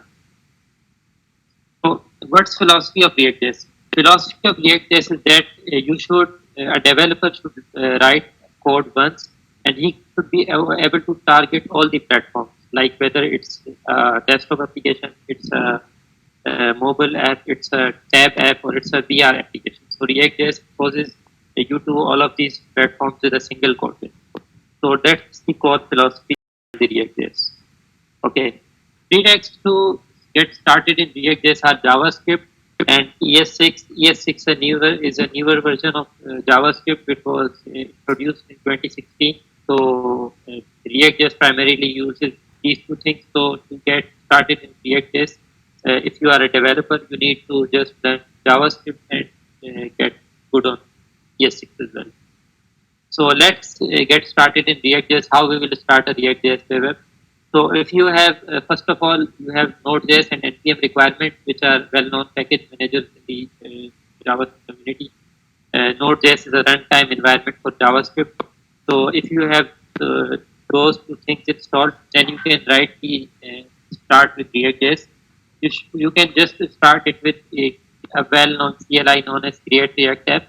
So yeah, when you will do npx create React app, my app, so it will make a web application of based on React.js in your current directory. So then you will cd space my dash app and then npm start, then your React.js app will start. So this is the easiest way to get started with the React.js. So when we talk about directory structure, after you have run these commands, then a directory with given directory structure will be made into your local. So it will have a readme.md file for it's a basically markdown file which you can put details of your project. Then there is node modules folder in which you can manage all the packages of npm. Then there is package.json which keeps a track of all your npm modules, their version, and all things related to this. Then there is a gitignore file. In that file you can put files which you want Git to ignore, like when you are committing it or pushing it to remote. Then there is a public folder in which it React.js on the runtime. It makes build and puts in uses this folder to make actually run its developer build. And then there is a src folder in which there is source code. It contains different files like app.css, which is a CSS file for app.js, and then app.js, which is a JavaScript file for your basically app file. Then app.test.js it's a test file for your app component. Then index.css, then index.js, then and there is a service worker file which is used to manage the settings of EWA. So that's it. If you have any questions, you can ask me. I had to conclude it earlier because 10 minutes time. So that's it. Thank you very much, Saeed bhai. Saeed bhai, you know this forum, the main purpose is uh, to inspire others to start working on our own projects. So I know the React.js topic was a little offshoot from the main forum, but I just wanted that we all participate and we all tell each others what we are going through. React.js is a skill which I myself don't know. I have been developing for past 3 years and I still don't know how it is working. It is quite useful for me. Okay. It is going to be useful for other brothers who are also working on web development like Ashir. I told you other names also. So Yes. yes, so I want to ask a question a little basic, like what you are doing these days and how much are you earning through these skills, so that we can get a little bit more familiar with you. Okay. So recently I left the previous company I was working. So I was working on like full time there. And Okay. recently I have joined another company known as SPT Japan as a mobile application developer. Excellent. I will be primarily working on React Native here. So React Native is also related to somehow React.js. So the Okay. syntax is same. And Okay. other than that, Okay. So okay. so it fine, brother. I will be taking. No, I want to answer your question. So currently I'm working on React Native, and then I think React.js is very easy to start for JavaScript developers because there are lots of options for you. Like you can do cross-platform development as well. You can do web development as well, and you can do lots of things with it. So there is also possibility. Like Exactly. from past 3 years, I have been working as a web developer. Now recently I transitioned to the role of mobile application developer, and that has been the driving force behind it is the React.js, because I know React.js, so I can work on React Native as well, from which you can target iOS and Android devices as well. So other than that, I write blogs on dev community. I have around 13k plus followers there and around 250,000 views, something like that. So one of my articles got 1 lakh plus views there.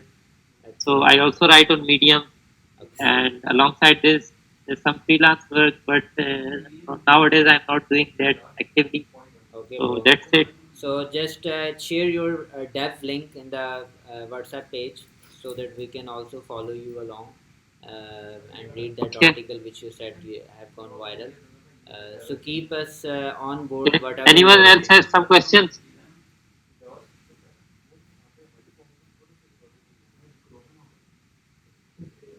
I was asking, does anyone else have some questions?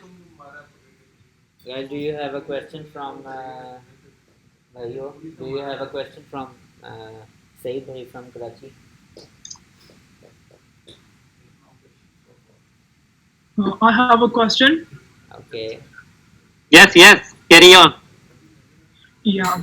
So you said that everyone should learn React.js. So Yes. is React really fast? Like, is the VDOM faster than the native browser DOM?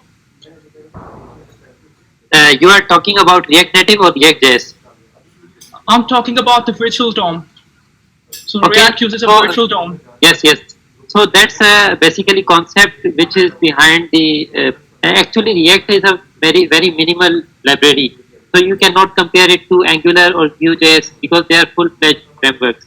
So yes, virtual DOM is a reason behind the fast nature of React.js. It's fast, but nowadays Angular and Vue.js they also have optimized their framework so much, so there is uh, not so much difference between the performance of React.js, Vue.js, and AngularJS. So previously, when we started in Sorry. 2016, it was a yes. Can you hear me? Yeah, I can hear you. Sorry, you haven't clearly understood my question. So my question was, is the virtual DOM faster than the native browser DOM? So like there are like you're like I hope that you're well familiar with the browser DOMs like document.query selector, Yes, and yes, then yes, React has this virtual yes, DOM. yes, So it's a yes. library, and then there is a DOM built into the browser. Yes, yes. So let me try to tell you about that. So, our browser DOM is basically slower. When you try to insert, like you do document.get element by ID, document.get element by class name. So these operations are heavier. And when you, like in complex UIs, you have to insert 1000 DOM elements or 2000 DOM elements, then it becomes extra heavier for the complex UI. So there, React.js does that. There is a virtual DOM concept of virtual DOM, which it saves in its memory. Okay, so it's recommended that you don't overuse virtual DOM because if memory is overused, then uh, your application will ultimately become slow as well. So there are both things, like you have to manage memory as well, and you have to manage this thing as well, like which is React is managing on itself, like the using virtual DOM to efficiently update UIs. So what does React.js do? That it takes your a snapshot of your current DOM, which is called virtual DOM, and your actual DOM. So when updates from backend come to it, it tries to calculate the differences between them, like between actual DOM and virtual DOM, and then it updates only the part of UI which has been updated. It doesn't update the whole UI like it was in the case of jQuery or some other frameworks. It's not comparable to Angular or Vue.js because they have their own ways of updating UIs. So that's Okay, so how are the updates being made? So, like, does the virtual DOM makes document.query selector calls to the browser DOM, or is there something else? no, it has their they have their own algorithms.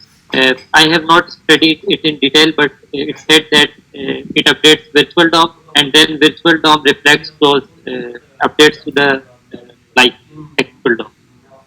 Okay, thank you for your answer. Thank you. Thank Okay you. guys, कोई सवाल है आपका? जबरान सईद भाई से from Karachi. He is developing. Kasim bhai, anyone else? I wish I मैं asked any question, but I'm zero on it. Yes. Well done, there are some novice Yes, developers yes. and there are some zero developers also. I wanted to tell them that this is something which is not alien. Everybody can become a developer. If I can become a developer who is totally Mashirte Alum kind of student, then I think all of us can become good developers. It is just about picking up one course on Udemy. Okay. So, Kasim bhai, actually, when I got started in the development field, like I was in the first year of my university, so I am not, I don't have a background in development. I am a graduate of electronics. Yes. So when I got started with C and C++. So rightly after I started, there are nowadays tons of resources on internet and online, lots of free resources where you can learn right from scratch. So I got started with, when I started in the web development arena, I got started with HTML, CSS, and then a bit of JavaScript, and then I jumped over to React.js. So I think it's not really hard nowadays everything is available on internet. You have tons of Udemy resources. You have even YouTube has free courses for you. So I think anyone can start. Like it's not. I have even seen people from medical background, people from like other backgrounds, arts backgrounds, who are becoming even data scientists, even machine learning engineers. So why cannot a person become a web developer? Like web development is not that hard thing. Data science is more hard. Machine learning is more hard. So if people can become like from a non-background to machine learning engineers, so why one cannot become a web developer? Yes, this is an important skill if you want to survive in 2020. Yes. So next is thank you very much, Saeed bhai. Stay tuned. Please listen to Jibran bhai. Thank you Listen as to well. Muhaddis Thank you so bhai. much. There are other people. There are some people who made map of Pakistan, like Jibran bhai. He is our speaker after Muhaddis bhai from Islamabad. Muhaddis bhai, can you Yes, hear me yes, now? yes. Muhaddis bhai, can you hear me? Yeah. Okay, bro. So, Said bhai, we are going to take Muhaddis bhai now. You can switch Okay, off your screen share so that we can take the screen of okay, Muhaddis. okay, Okay. okay, okay. Thank you so much. Thank you so much, Kasim bhai. Thank you so much, all. Thank you so much. Thank you. Thank you so much, Bye. Said bhai. Thank you very much. Okay, Muhaddis bhai, share Okay, your screen. Kasim, just Okay. Share your yeah, sure. screen. I'll share my in a minute. Just give me a minute, please. Okay. Okay, yeah. So hi everyone. How's everyone doing there? It's great to see Kasim bhai, mashallah, arranging everything so organizingly. So my talk is basically on the topic of the problems with our school systems and how online resources and wide ocean of you can say vast ocean of internet is solving these problems. But before moving on, I wanted to introduce myself. Muhaddis So bhai, I'm sharing my we screen cannot see your to face and we cannot see your slides. So these two things have to be displayed okay before you can yeah, resume. So yeah, can you share? Can you switch sure. on your I camera? Can you switch on your camera? okay Kasim, I'm not feeling confident about turning on my Okay, all right, camera. no problem. However, I'm Okay, no sharing my problem. It screen. is I fine. hope you are okay Okay, with no that problem. and You can don't resume the force me talk, again. bro, and we are listening to you. Okay, should I move on? Yes, move on, bro. Okay. So I myself, I'm a security engineer at Four Theta, and Four Theta is a US-based company, and we are working as a remote engineers. I'm also a web developer and a security engineer. In web development, my main expertise are Vue.js, React.js, and other frameworks. And this is my Twitter handle. You can follow me there. It's Muhaddi MU. Apart from that,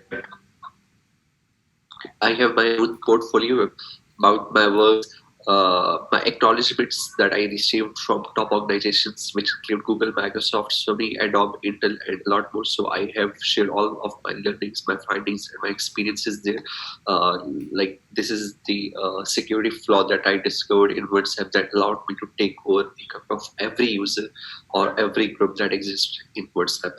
So there are some of my blogs that I used to write in my free time, and you can go ahead and check it out. This.info. Here's my LinkedIn. You can follow me there, and we can get connected and talk about different ideas and different stories.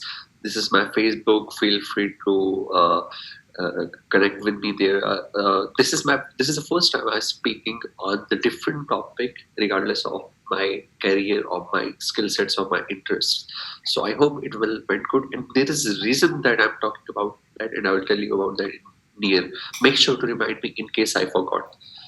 Here is my YouTube. That is the video POC. POC means proof of concept of the flaw that I discovered in WhatsApp. It's around 4,000 plus views, and other few of my findings and discoveries that I discovered that I found in few top organizations.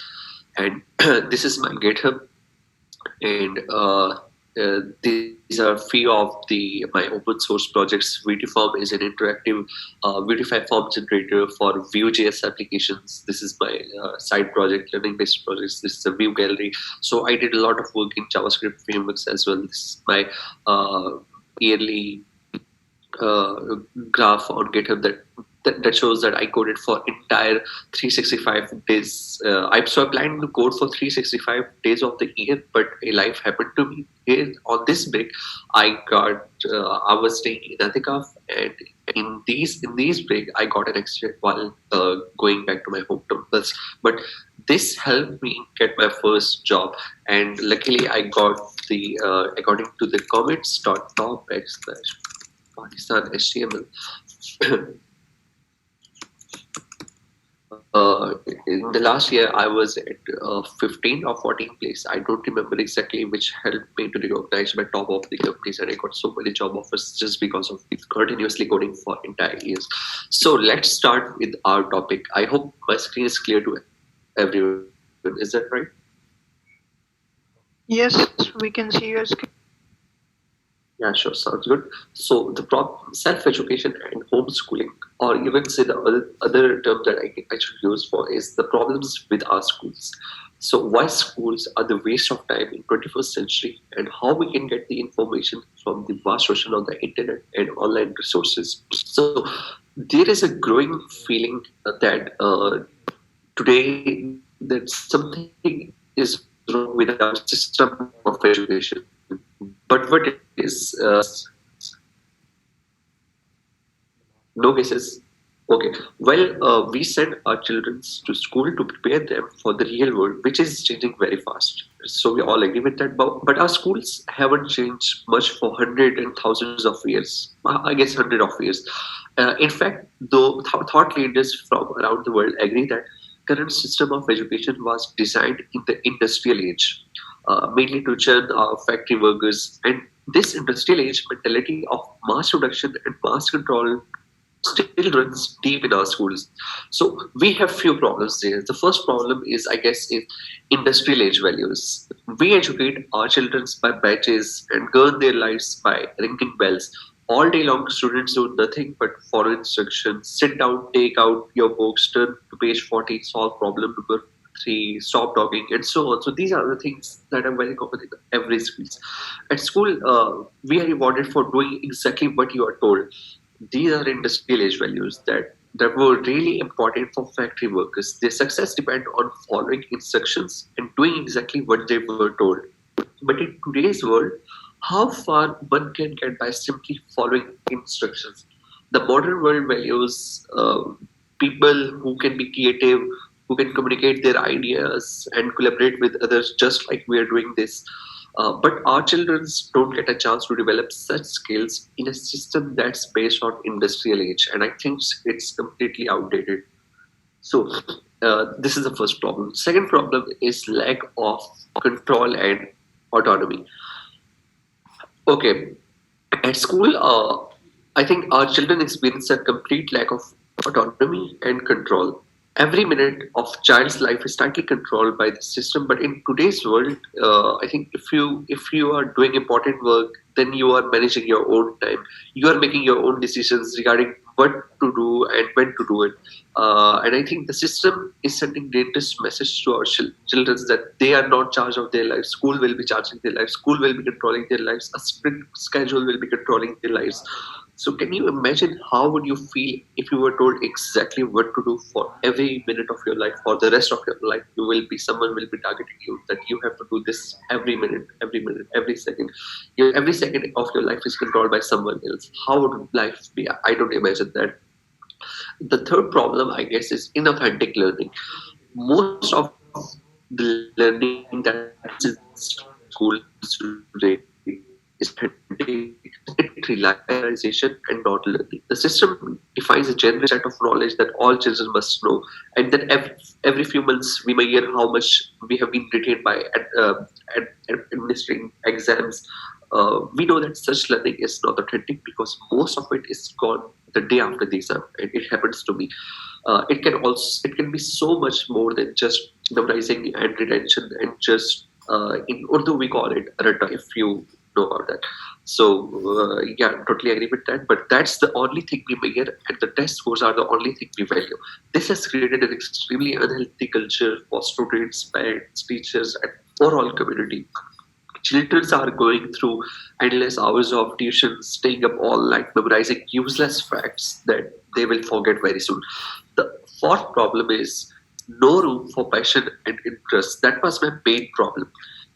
We have an extremely standardized system where each child must learn the same thing at the same time in the same way as everyone else. This doesn't respect the basic fact of human being, that each of us is unique and different in our own way. We all have different passions and interests, and the key to fulfillment in life is to find your passion. But do the schools of today help our children find and develop their passion?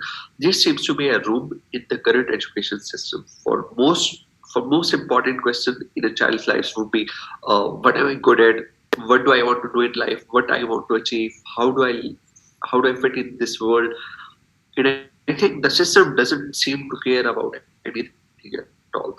So I think we have no idea for how much talent, how much potential, how much strength goes unrecognized due to our current system of education. The fifth, I think the fourth problem is differences in how we learn. Yeah, each of us is also different in how we learn, how we attain something, how we get the knowledge, how we receive it, in how much time we take to learn something, and what tools and resources works best for us. I believe for everyone it works differently. But the system has no room for differences. So if you're a bit slow in learning something, you will consider as a failure, and when all you needed was a bit more time to catch up. So I think this is a great problem as well. The last problem is lecturing. In the current system, children are lectured for more than 5 hours a day, but there are few big problems with lecturing. In many given classroom, different students are at different level of understanding. Now, whether the teacher does, there are bound to be students who are either bored because they are ahead or confused because they are behind. Because of the, I think, because of the internet and digital media, our children have at their fingertips all the information in the world. And I think technology has made it possible for anyone to learn anything, but for fear of losing control, the system is not leveraging these incredible resources that we have in our hands. Our system of education, which evolved in the industrial age, has become outdated and completely ineffective, I believe. If we want to prepare our children for the modern world, if we want learning to be effective and engaging, then there's no doubt that we need to fundamentally change our system of education from industrial age to the modern age of world. So these are the few problems that we encounter in today's schooling. So what would be the fix for that? So anyone have any guesses for what will be solution for these problems? So not just these problems, there are a lot of problems as well, which includes bullying of students in school, student attitude, behavior, parent involvement, student health, funding of schools, family factors, technology used in schools, classroom size, poverty. Poverty, I mean, because studies shows that students who do not get enough food for sleep or are less likely to perform at their full academic the potential. So there are numerous other reasons as well. So what do you think? What will be the solution for that problem?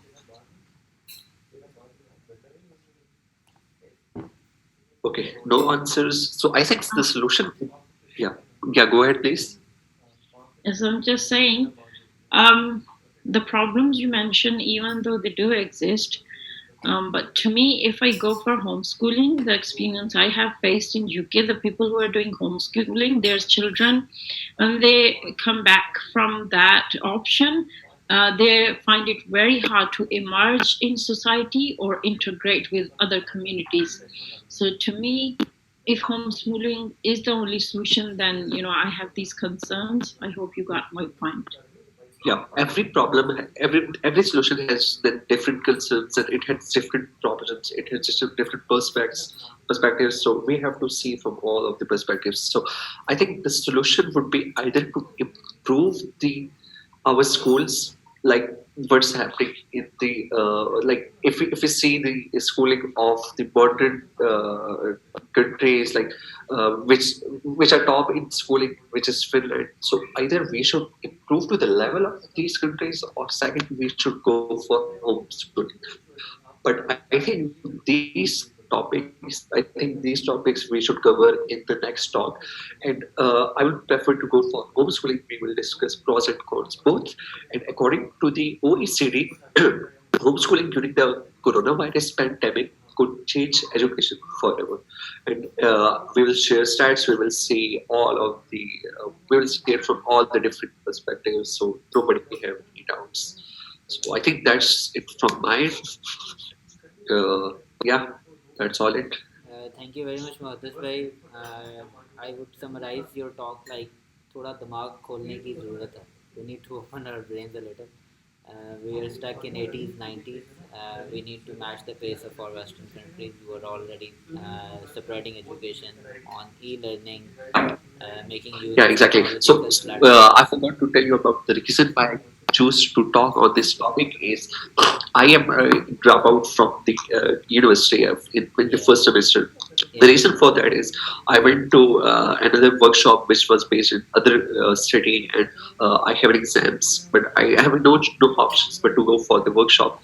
So this way I drop out from the university. So when I came back from the workshop, I thought that I'll get back admission in school, but they said you will have to come next year. So because in that university there was no option for either to get admission in fall or summer, so I have to wait for one more year, and I already took one gap year. So I just thought to focus on my skill set, develop my improve myself, and work on my progresses and my portfolio and all these things. And I did that. I showed you my GitHub profile, which led me to my first job, and I worked on improving myself for the rest of the year. At the end of the year, I mean, in end of 2019, I got my first job as a security engineer, and I'm very much satisfied with it. So I don't recommend my friends and peers to follow this path, but I recommend them to see the clear picture what's going on with them, or with their life and with their paths. So this is what I believe. So this is the reason why I chose this to talk on this topic. The solution to these problems is not with Imran Khan. Our government will not fix these problems, and our elders will not fix these problems. Who will fix these problems? It is we ourselves. We are going to take responsibility and fix these issues ourselves, inshallah. And if we will do self-doubt, and if we will think that we are legally not bound to do these, to take up these responsibilities of fixing our country, I don't think we will ever be able to do it. So it is us ourselves going to make e-learning platforms, and it is we ourselves going to make good documentations, and we ourselves are going to market our products, that we are able to convince people that you should be matching the pace of Western countries. We are going to take the responsibilities ourselves, inshallah. Totally agree with you, Qasim bhai. I'm totally agree with all of your points. Exactly, bro. So this is the pain point. This is what I get fed up of. Actually, I literally get fed up of this problem. That we think that there are people, somebody else will come and fix these issues. I get fed up of these problems and such kind of talks, and we are not taking responsibility. So thank you very much, Muhaddis bhai. Next is Jabran bhai from UK. I listened to his talk yesterday, and mashallah, he is a wonderful speaker. He has been to Africa, he has been to other countries also, representing Pakistan, and you should listen to him, and then we will give our shout out, inshallah, and we are going to find inspiration in his talk, inshallah. So Jabran bhai, are you there? Can you hear me? Yes. Hello, everyone. Jabran bhai, you should share your screen, and with a brief introduction, I am going to mute up my mic, and then we can listen to you. Sure. Thank you. I'm just gonna share my screen. Okay. So just note if you can see the screen. Yes, we can see your screen, Jabran. Okay, great. Thank you. I'll start here. I'm Jabran Rafiq. I'm a tech lead at Tradespeople, which is a platform to connect homeowners with tradespeople in the UK. I finished my studies back in 2012, and I've served quite a few roles on a platform called Google Map Maker between 2008 and 2012. And since 2013, I'm part of the Local Guides program, which basically anybody can be. And I'm also a trusted tester. Google Maps Preview, their Android app. So we test features which are in beta mode and which are ready to go or not ready to go to the normal Google Maps application. That's me, and I'm based in London. And thank you for everyone for having me. So my talk is about a journey from Nuwais to building Google Maps from Pakistan. This is a very quick go through all the efforts that I and other hundreds of other people have done to bring maps of Pakistan on Google Maps. So a little bit of background of me is like 90% of our people in our country. I was going for medicine, so I couldn't pursue it. So I turned to computing, and that was also a part of an incident of going into medicine. And then I figured out that the math was a bit hard in computing. So I turned it towards business management, and then I partially into business management, I figured out, okay, maybe my interest was in computing, so I came back to computing, and then I stayed in there. So that's the first take from my presentation, that it doesn't have to be a linear career path. So we'll be talking about maps of Pakistan. So these are the images everybody must be familiar with. These were the maps that we could see from our textbooks in schools. These are kind of maps that we could get from a book depot, from local shops. But these are like portraying nothing on the map. They give no details about anything. And apart from the overview of the whole country, so we couldn't tell which cities where or which places where, or how does it look like even geographically. This is another example which is more detailed, but it's even worse because it's unreadable. It has more information, but it's unreadable. If we go on an international level, these are the maps from CIA at different times of Pakistan. Of course, they're not going to share the more detailed maps, but these are the publicly available maps, and they're more detailed, but they're as much as details up to a city name or a town name, which was the famous one. Still not more detailed. And this is what we have today. So this is a digital version of our geography. We can explore it, we can go up to the street level, and it's well detailed. And how this happened is what I'm going to talk about in this presentation. So first of all, why location-based information is important? Because it's interesting, it's interactive, and it's user-friendly. It engages everyone as soon as you start using it, consuming it, or sharing it. And if you mix it with maps, it becomes a visual representation of a physical entity. So it's like pointing to the shop and then you're imagining on a map that this is what exists there. And then it's highly engaging. It's even engaging than just sharing a location-based information. So you can visualize and you can tell that this is the way I will probably reach to that location. And it's more accurate because it gives you a pinpoint accuracy of a location or an entity. And why Google Maps? Because Google Maps was launched back in 2005, and this is how it roughly looked like at that point. And like most of the products on the internet, these were launched in developed countries which already had very well detailed, publicly available maps. And so they just turned them into a digital version. And as Google Map progressed year by year, they added more information to it, more features to it. So, like satellite imagery, where you could see your real life images of the streets, your town, your country. The next milestone was the Street View. The Street View was basically a jump to like a future.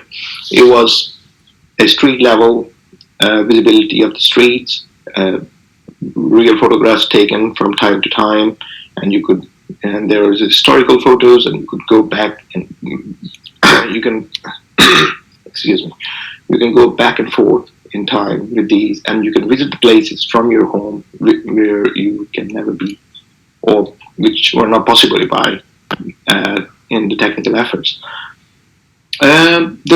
One of the biggest milestones was the turn-by-turn directions, which was basically going from one point to another point, which massively changed the whole world, how they will find places. It included driving directions, transit, cycling, walking, even ferries. So this is the time between 2005 and 8 when all these features are available to developed countries on Google Maps. And what is the status of Pakistan maps on Google? It's this. It's a blank state. 2008, 3 years after, we have nothing. And then in the same year, Google launched another product called Google Map Maker. Excuse me.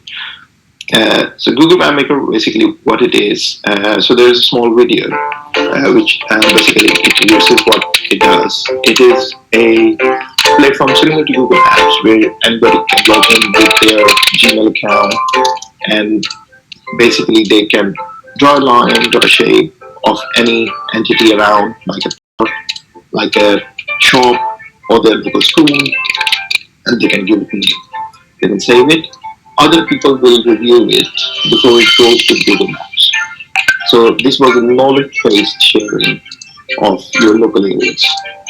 And this was very exciting because this was giving a powerful tool into your hand, so you could actually draw your local maps. And this is what everyone did around the world. As soon as they jumped into it, with this powerful tool, they started mapping their local areas, roads, businesses, and it just gave this blank slate a whole shape, a digital and geographical entity for each place, so the people can use it.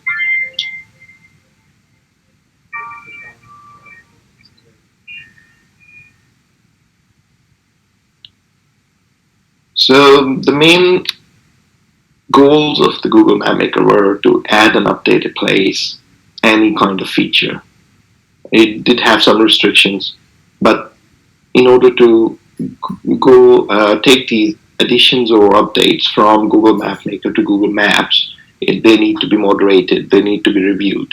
So this was a community-based effort. One person adds it or edit it, other person around it, they will review it, and then they will get their score based on their good reviews, bad reviews. So their level of moderation will increase based on that. So this is an example of Lahore from that time when we started, and this was roughly like this. And this is what we had in a couple of years. So a street level map we've drawn from scratch to the accuracy of the street level. We have a meters level accuracy in these ones. And this is an example of Gujarat city, which was drawn in like 15 days. So as Google Map Maker as a product, it went from country to country and increased a lot of participation. We formed regional teams, we formed communities around the world, and we had sessions where we could meet each other. These were the virtual sessions. These were the actual gatherings. So nationally, we set up quite a few map ups, parties, training sessions where we could share how you can map, and everybody could jump in, and how new people could join in. So it was to interest new people, train the existing people how they can pace up on mapping their local areas. So we had these all these different parties and different sessions in Lahore, Karachi, and Islamabad, and we also had like a well good mark on quantity and quality. So Pakistan being the fastest mappers in the world, they also had this keeping the quality on it. So the maps you see are based on all those reviews that we have done in this time, and we also got some fame in the local newspapers as well. And then we went internationally. So based on our performances and everything, we were invited to Africa, in Kenya, to a Google conference when the African community was starting up mapping their local areas. So we went there, we shared our knowledge, we learned some more, and we had a really good sessions there. And then we had, so this is the Pakistani advocate team, and back at that time, who were advocating the product. And in the center is the country manager of Google, Badr Khushnood, and we were in Singapore for this summit, and there were also other events like this one in UAE. So I only had some of the, these are some of the event pictures from the one I have attended. There was lots of them which I couldn't attend. So the great power comes with great responsibility. So there comes an abuse because it's a powerful tool in hand for everybody. So some of you might have remembered this. This is back in 2011 or 12. So one of our board mapper, he drew this thing just out of boredom and a good artistic skills, but it created a storm. Google had to apologize to Apple for this because it was used, it was drawn on their platform. It went into Google Maps. It went worldwide. And they had to lock down the Google Map Maker for this. They had to review the reviewing process, the moderation process in Google Map Maker. So the Google Map Maker was down for 1 month because of this. And then we had another example is the Osama bin Laden's raid, where in like 2 hours, everybody started jumping, trying to pinpoint locations, trying to add a spam information around the area. So we had to review them, control it, and it was like a DDoS attack. If the developers here could understand it, it was a DDoS attack on the Google Maps. But we were the defenders in terms of reviewing this information and how much it should go in, how much should not go in, and how to do the reviews.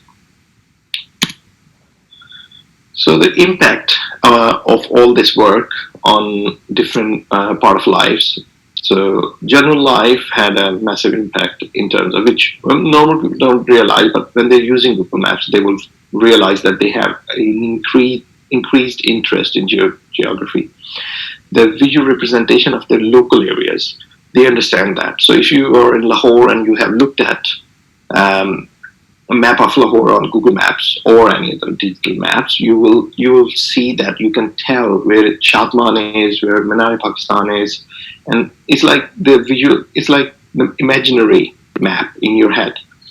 And it also opened a great access to the information for everybody, and it's not limited to all those paper maps anymore, which are limited by those people who print them or who provide them.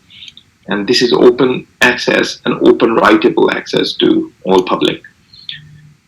So this is an example of impact of these maps in general life, where a school teacher came back to us and spoke to us about the problem he got solved with Google Maps. So when there is exam sessions, the school teachers get assigned to new exam centers around the areas in the different cities. So they couldn't find it. They had to like go through a great efforts to find the place. But with Google Maps, they could just literally look for information or nearest location, and they could just easily go there. So this is like one of the great examples. And then we talk about the economic benefits.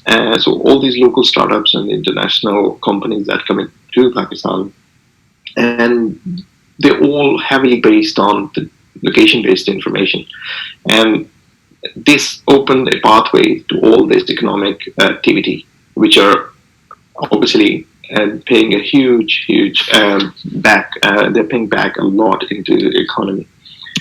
And then we come to the public sector. So the government, how they make use of the information.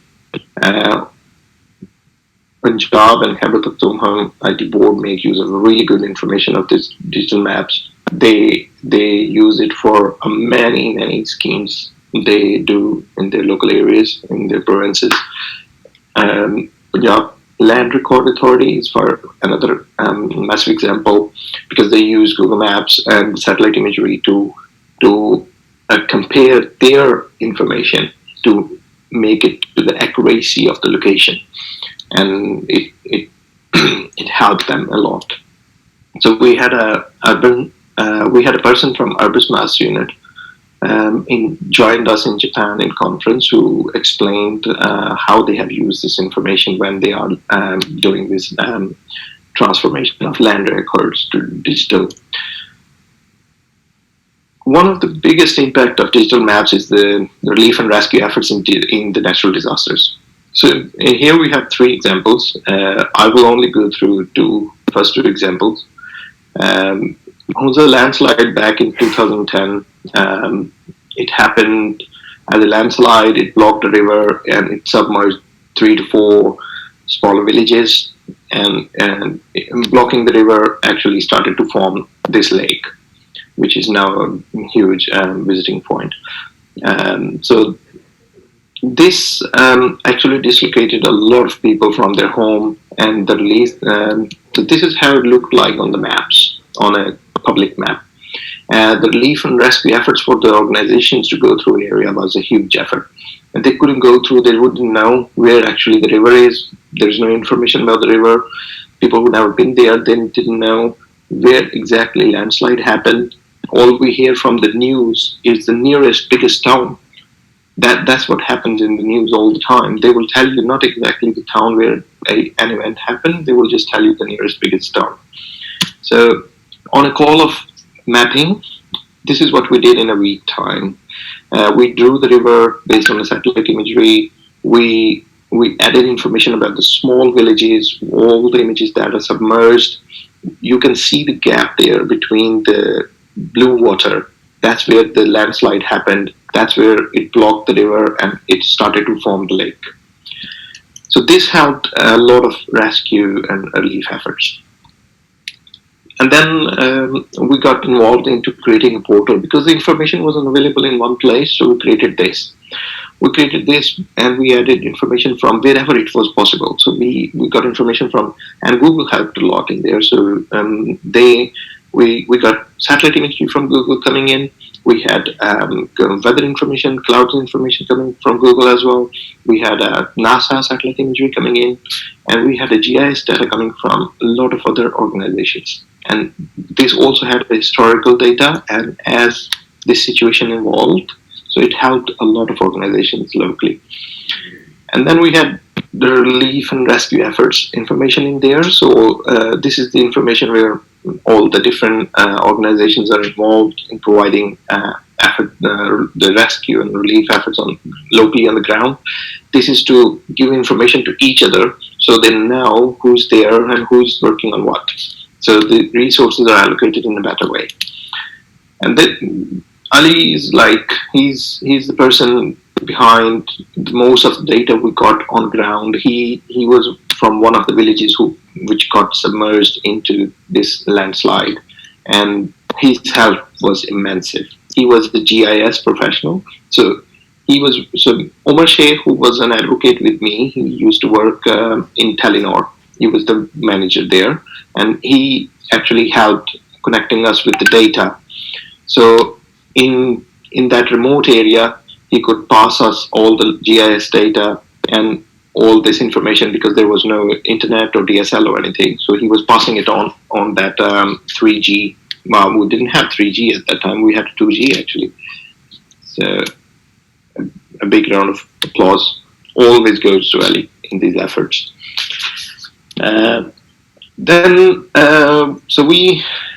This date is wrong, 2012. I need to fix it. I keep saying in every presentation. So this happened in 2010. So Hunza landslide happened in January and went all the way up to June, and it started to settle down a little bit, and then floods came in. These were the massive floods in Pakistan, which impacted a huge number of communities in Pakistan, huge number of cities in Pakistan. So we went with the same practice. We created a portal, put in the information from all the organizations we could. More international organizations jumped in. They shared the information, and it helped all the organizations in a different way. So as you can see here, for example, Red Crescent, they provided information every day twice to update, like where they're providing the soap, where they're providing the trampoline, where they're providing hygiene kits. So all the relief efforts are better organized. And then the Google MapMaker data was made available to be used by the governments and the organizations, and the Pakistan Army took an advantage of that, and they took this data and they saved a lot of people. And they issued this press release commending the efforts of data available through Google MapMaker. And this is what we see a step ahead in using the digital maps data. So Google helped as well in there. So they kind of embedded this page into their main crisis response international accessible page, and then we had this this small effort being visible to the global level. So, and then we were invited to Japan to speak about this. In Japan, there was a town called Sendai. That's where the big tsunami happened. So we were invited 1 year after that to share our experience, how we used digital information in the relief and rescue efforts in a natural disaster. So this is 2008. That's where we started, a blank slate, and this is what we had by 2012, and well-detailed street level map. And this is efforts from all different people. These were the advocates, I'm part of them, and there were loads of other contributors. But we tried to keep them on a list on this given URL, so you can have a look. But it's just hard to name each and every one of them. Even a person who has done one addition was a hero. So thank you.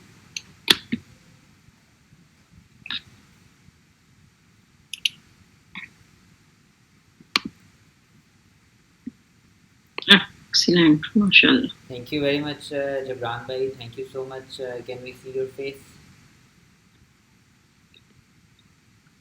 Oh, that will require a bit of effort because I have like closed my cameras normally. Hello. So thank you very much, Jabran bhai. You know, in August last year, I went to Atabad Lake, Punjab, and while we were crossing that location, I thought it happened somewhere in 2005, and I had no idea what happened in 2010. You know, the reality of that understanding back in August is that I never worked on these kind of projects.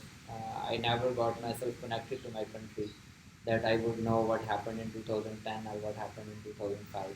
So people like you who worked on these projects, you would be knowing the exact dates, minutes, seconds, people's names, lists, or what all hard work you have been gone through. So thank you very much, Jabran bhai, for all your efforts. And I want you to keep on sharing your projects. I know you are busy, so once a week maybe, if you share what you're working on, it will help us, it will inspire us, it will motivate us to work on our own personal projects, inshallah.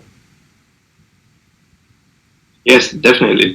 I'm like, because now everybody's like kind of working from home, so I have a bit of more free time as well. So I'm working on few side projects. So I will definitely share, because mostly the projects I do are community based. So I will definitely need some help from everyone as well. exactly. So whatever you're working on, just write a blog, and whatever you do, share its link Yeah. with us. Yeah. Inshallah, we will follow it along. So thank you very much, Ibran bhai. Thank you very much for having me. Thank you Thank very much, you. bro. Thank you. Okay, so next is brother Amar from UK. He has been selling smart home systems from UK for past 3 or 4 years. He has also faced some resistance from his home. He faced some resistance from his relatives.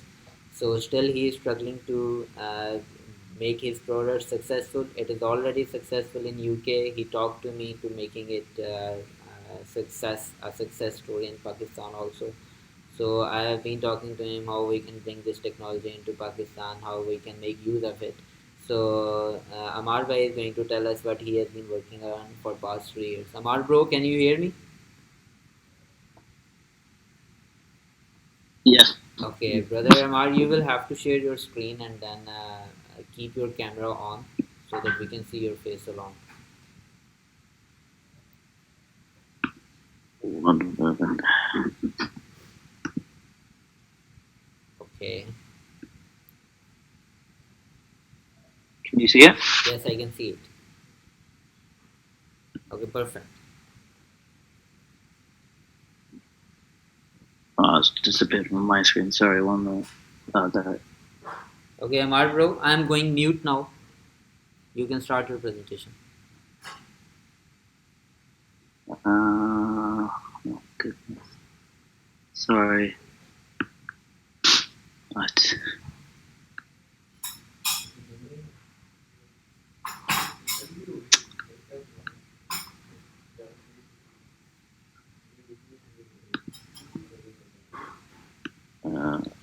Should I do?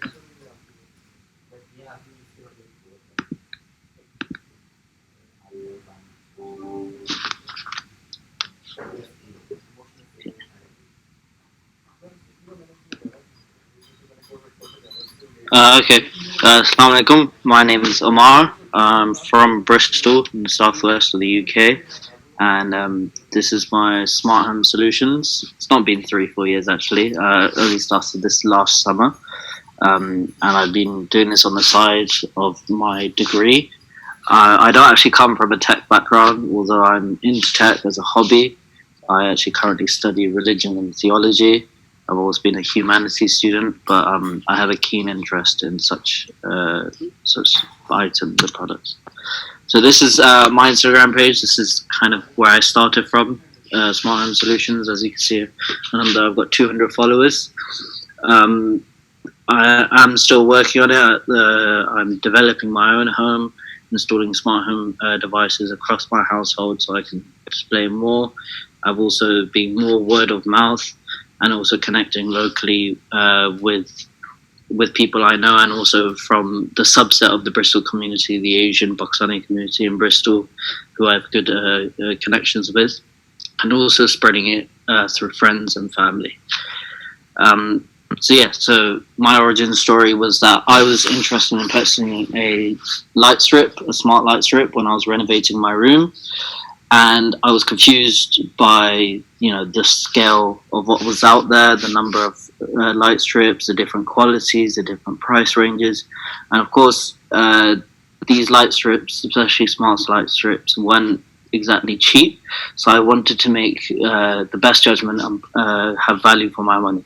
So this led me to do a lot of research, find the right one, the one that I wanted to work with the system that I wanted, and also with the preferences I had in mind. And there was no simple fix, unfortunately. I had to do hours and hours, almost weeks and weeks of research before I could finally come to an idea of what I wanted. And yeah, once I had it and once I started setting up such things, I realized that it was so beneficial and so nice to have that I started thinking there must be an easier way of doing this, because I know the average person doesn't have that sort of time or effort to spend hours just to decide what lighting they want in their household.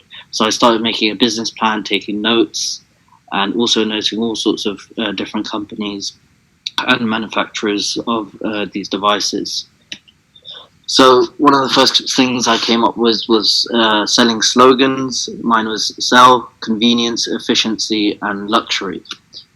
And as you can see there, that's a smart thermostat that I installed in my household. It's just that's a physical one, but most of the time we use either Siri, Alexa, or our phones to control the heating. So for convenience, it's about a home that maintains itself and is intuitive. You don't have to keep check on your heating. You don't have to keep check on your electricity output. You can do that from your phone. It's at the tip of your fingertips or on the tip of your tongue. So for example, hey Siri, turn my bedside light red. As you can see, the bedside light behind me is just turned red. So